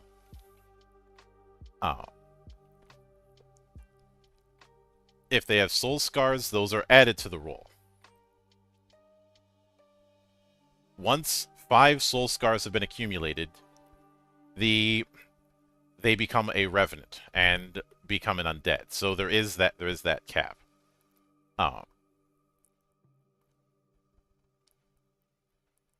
And those things can manifest through growing small horns, getting a birthmark, having their eyes turn black, skin looking pale, a sickly miasma clinging to you. Basically trying to come back from the dead is a gamble.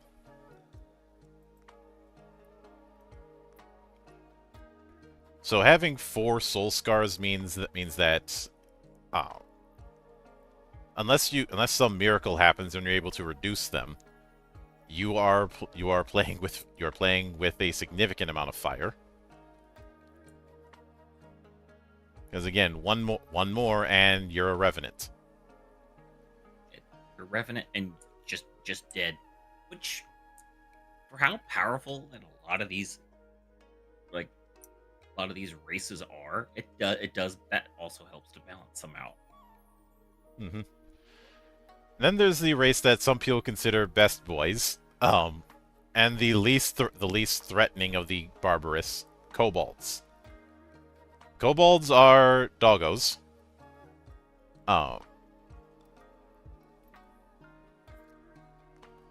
They are they are timid and submissive. Probably as a survival technique in barbarous society. But they are fairly dexterous. They are very, very good cooks. And they tend not to live longer than 30 years, but they are considered adults at age 5. However, any class that they take, they cannot go higher than 5th level. Any adventurer class, I should say. When it comes to the work skills that were in books like Raxia Life, that limit is ignored. Okay.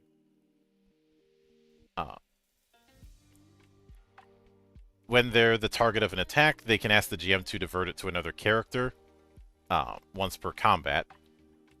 They also get +2 to dexterity checks when not in combat, and can learn up to 15 levels worth of work skills.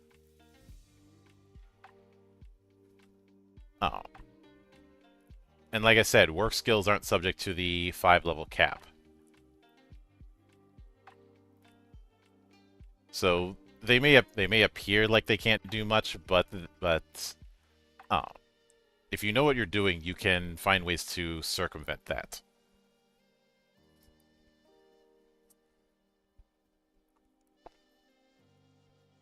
But then we have the Lamia, who I feel like a fair few would look at the Lamia and would say still would. Yep. Yep. A lot I of could people. definitely But Lamia do have the ability to shapeshift. And they are very good spellcasters. Well, not that good at hand-to-hand combat unless they're using their tails.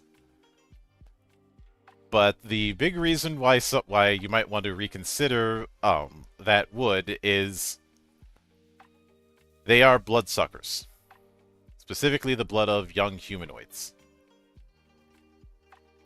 I mean, some of them would say nope, but there are definitely some that would say, don't care, still worth.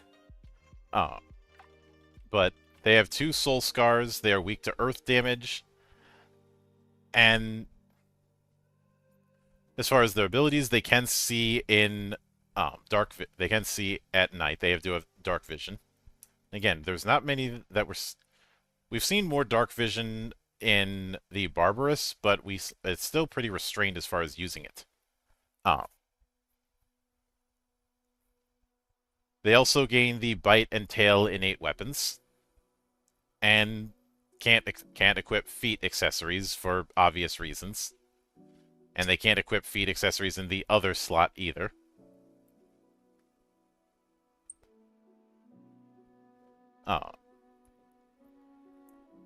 They can drain blood using bite.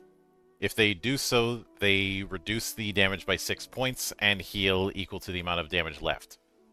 Only against humanoids. And they can shapeshift into a specific humanoid race or revert back to their human form. When transformed, they take -1 to accuracy, evasion, fortitude, and willpower, and their max HP and MP are reduced by 5. They can only use this ability for a total of 18 hours per day. That's not terrible.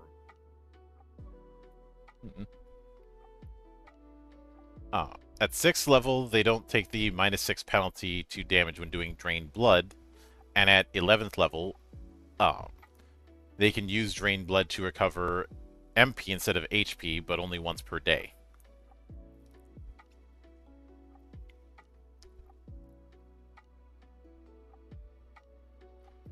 Now, there is an optional rule about penalizing you if you choose to not drain blood.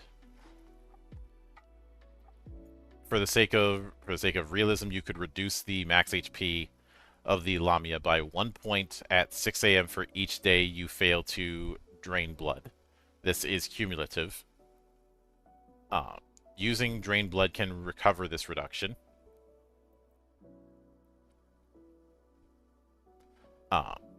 And in a non-combat situation, you could choose to deal only a single point of damage with Bite. That damage might not even awaken sleeping victims.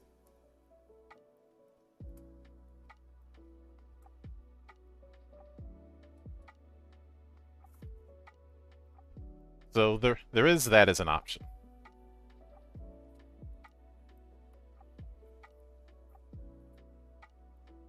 But then there's the Lizard Men.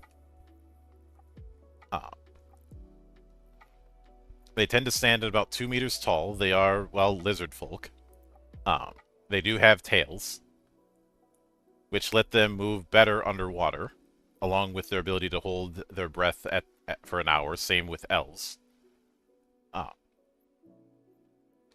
And some will do hand-to-hand combat techniques that take advantage of them having a dangerous tail.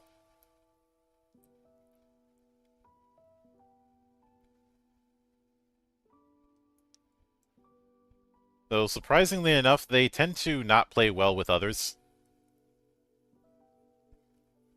They live for about 300 years or so, though this is another case where they probably are going to end in violence. They have 3 soul scars and are weak to earth damage.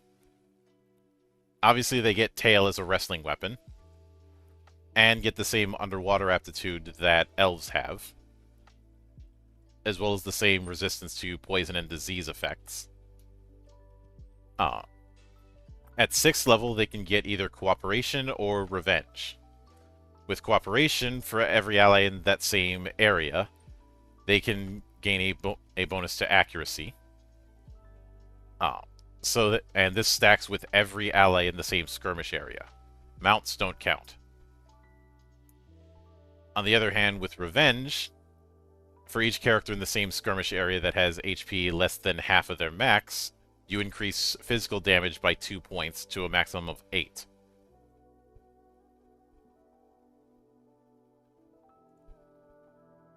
At 11th level, these are improved, so Cooperation grants +1 to Accuracy, and Revenge grants even more damage based on the same rules. I find Revenge interesting because it's a very clear room clearer, for lack of a better term. But I mean, it's free damage. Yeah. But then there is the Lycanthrope. This is what a lot of people would think of when it comes to Lycans, not compared to the Lycant that I said is more akin to the beast heads in Heat Guide J. And because they do get +1 to Accuracy and Evasion in the full moon, and get a penalty to both in the sun. They can transform the upper half of their body into a specific beast. While doing so, they get the Bite innate weapon, and their defense increases by their level when attacked with normal weapons. As you might expect, they're weak to silver weapons. They also have 2 soul scars. I mean, how common are silver weapons in the sword world anyway? It does require spending a bit of extra money to make a weapon silvered, unless it already is, and that's usually going to happen only with specific or magic weapons.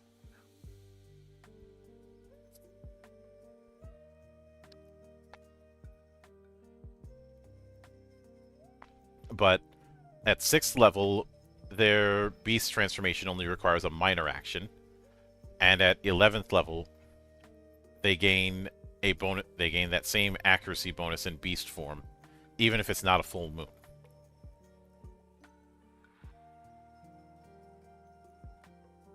It doesn't say that you're just restricted to just A types. You could be a tiger, a wolf, a rat, or whatever, right? Pretty much.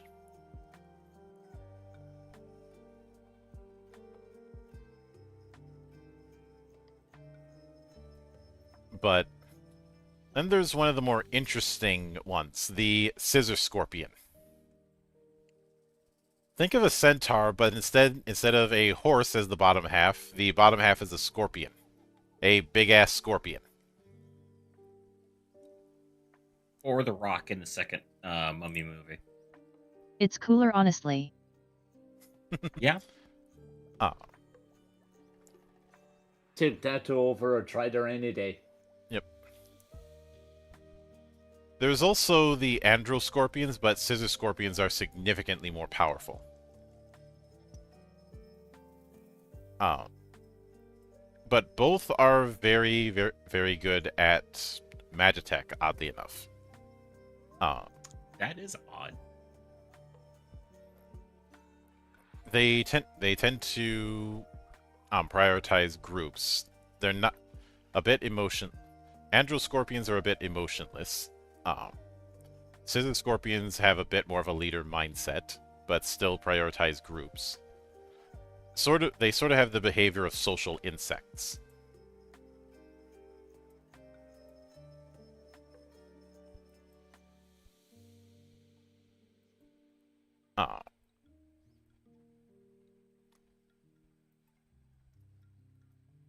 And they do have 4 soul scars, and they are weak to physical damage.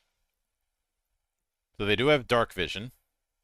Obviously, the scorpion body has a few effects, namely getting their pincers and tail as a innate weapon. This also means that waist and feet type accessories can't be equipped,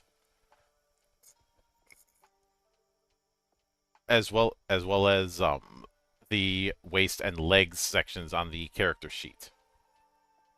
And of course, other than Magitech mounts, they can't ride any mount.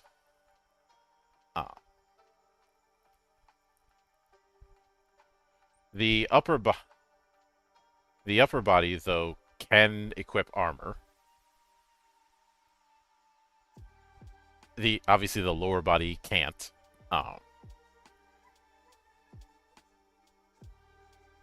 And the upper body does allow for bonuses. Bonuses to evasion checks, usually with either Heritor or warrior types. If the Scorpion section has 0 HP, then your ability to do those evasion checks is lost. You can still do it with warrior type classes, just not with Heritor. At 6th level, they can equip 2 back type accessories, and at 11th level, they can still use Scorpion body art even if the Scorpion part is at 0 HP. And of course, the poisonous tail does poison magic damage.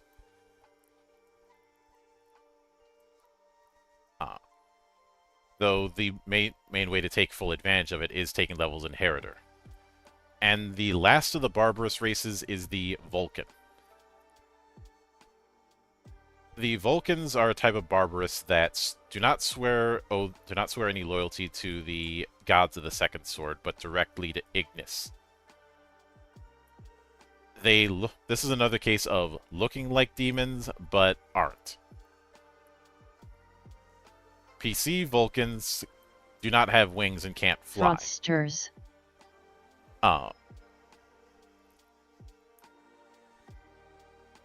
But because of the... Imagine looking like demons and not.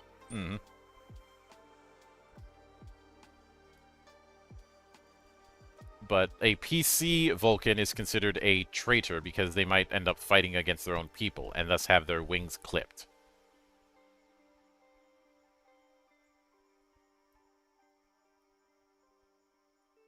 Although some Vulcans are born without wings.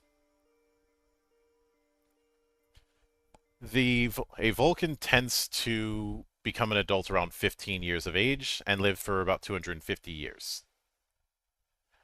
Because of the whole allegiance to the second sword, they can't take priest. They're also weak to water/ice damage and have 4 soul scars. On the other hand, they do get dark vision. They are completely immune to fire damage. And they have a gem on the back of each hand, 1 fire and 1 earth. These can be used as fairy gems, the way fairy tamers use gems. It's just that for them, it's only fire and earth gems.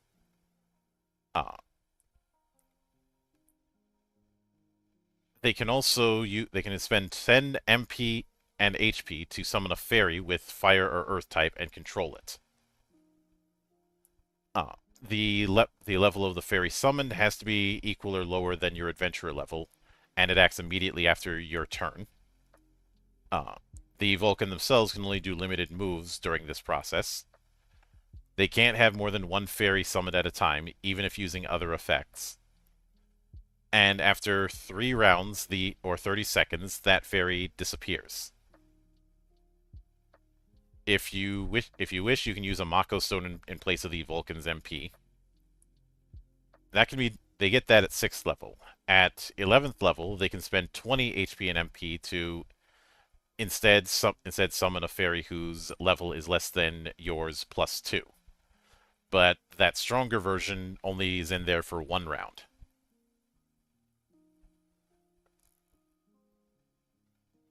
And that more or less covers the barbarous races.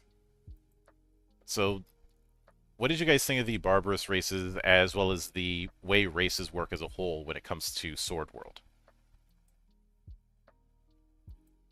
Holy crap, that is a lot of options. Mm-hmm. And not just the barbarous race, but the whole gamut as a whole.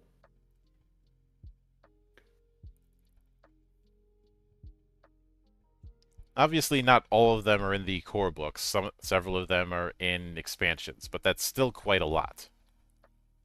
Yeah, there's like even just looking at races in the core book, like there's a lot of them, and they cover the gambit from traditional fantasy to more like unique, like the unique stuff that the setting itself facilitates, and then a couple of them that are like legitimately unique.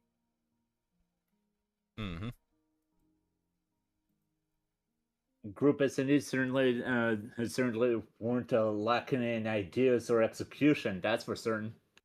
Mm-hmm.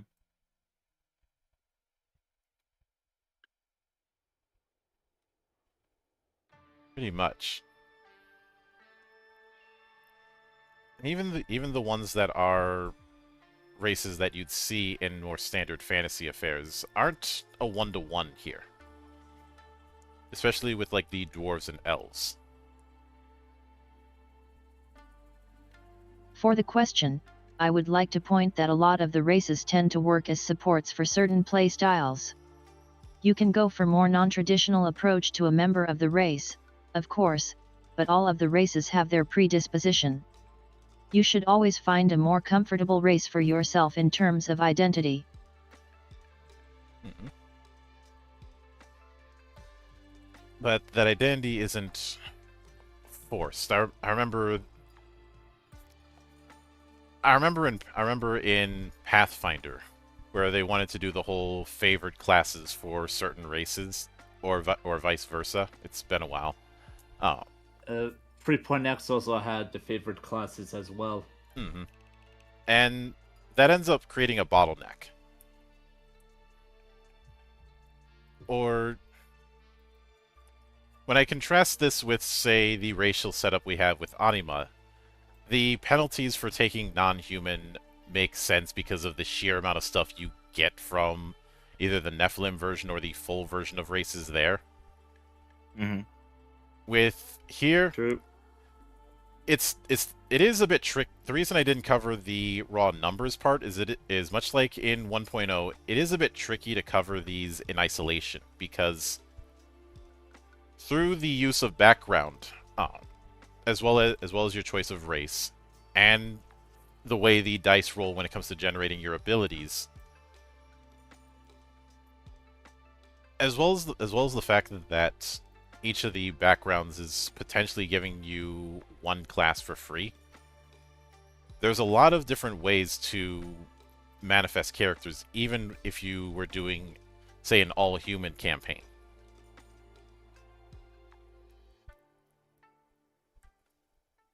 An all-human campaign to some might seem boring.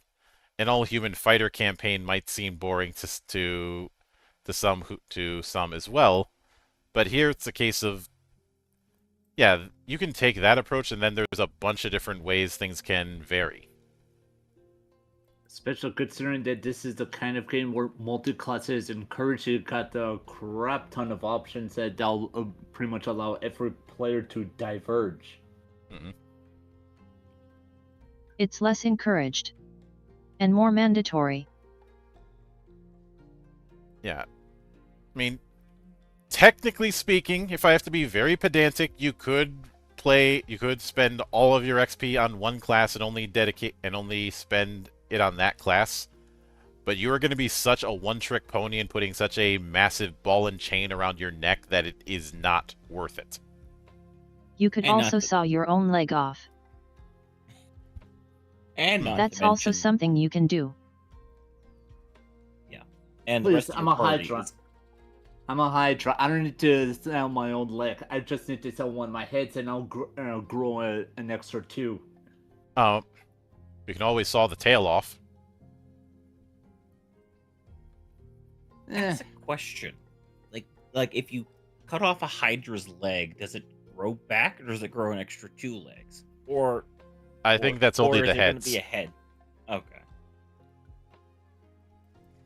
But that will more or less cover it. I know this was a lengthier one than I initially thought it was going to be. I mean, it's a pretty large list. Mm-hmm.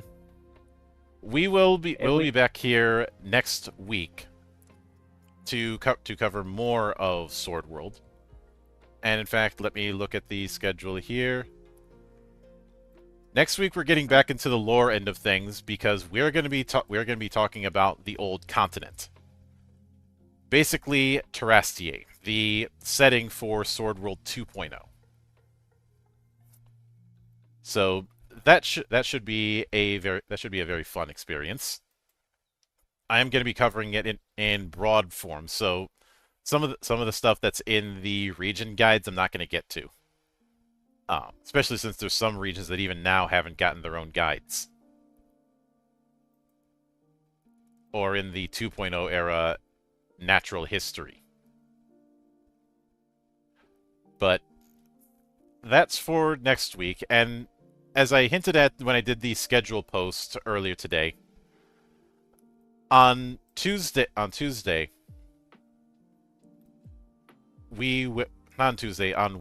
at about 8:30 Central, we will be delving into the FF14 TTRPG on a special version of the Valley of the Judged.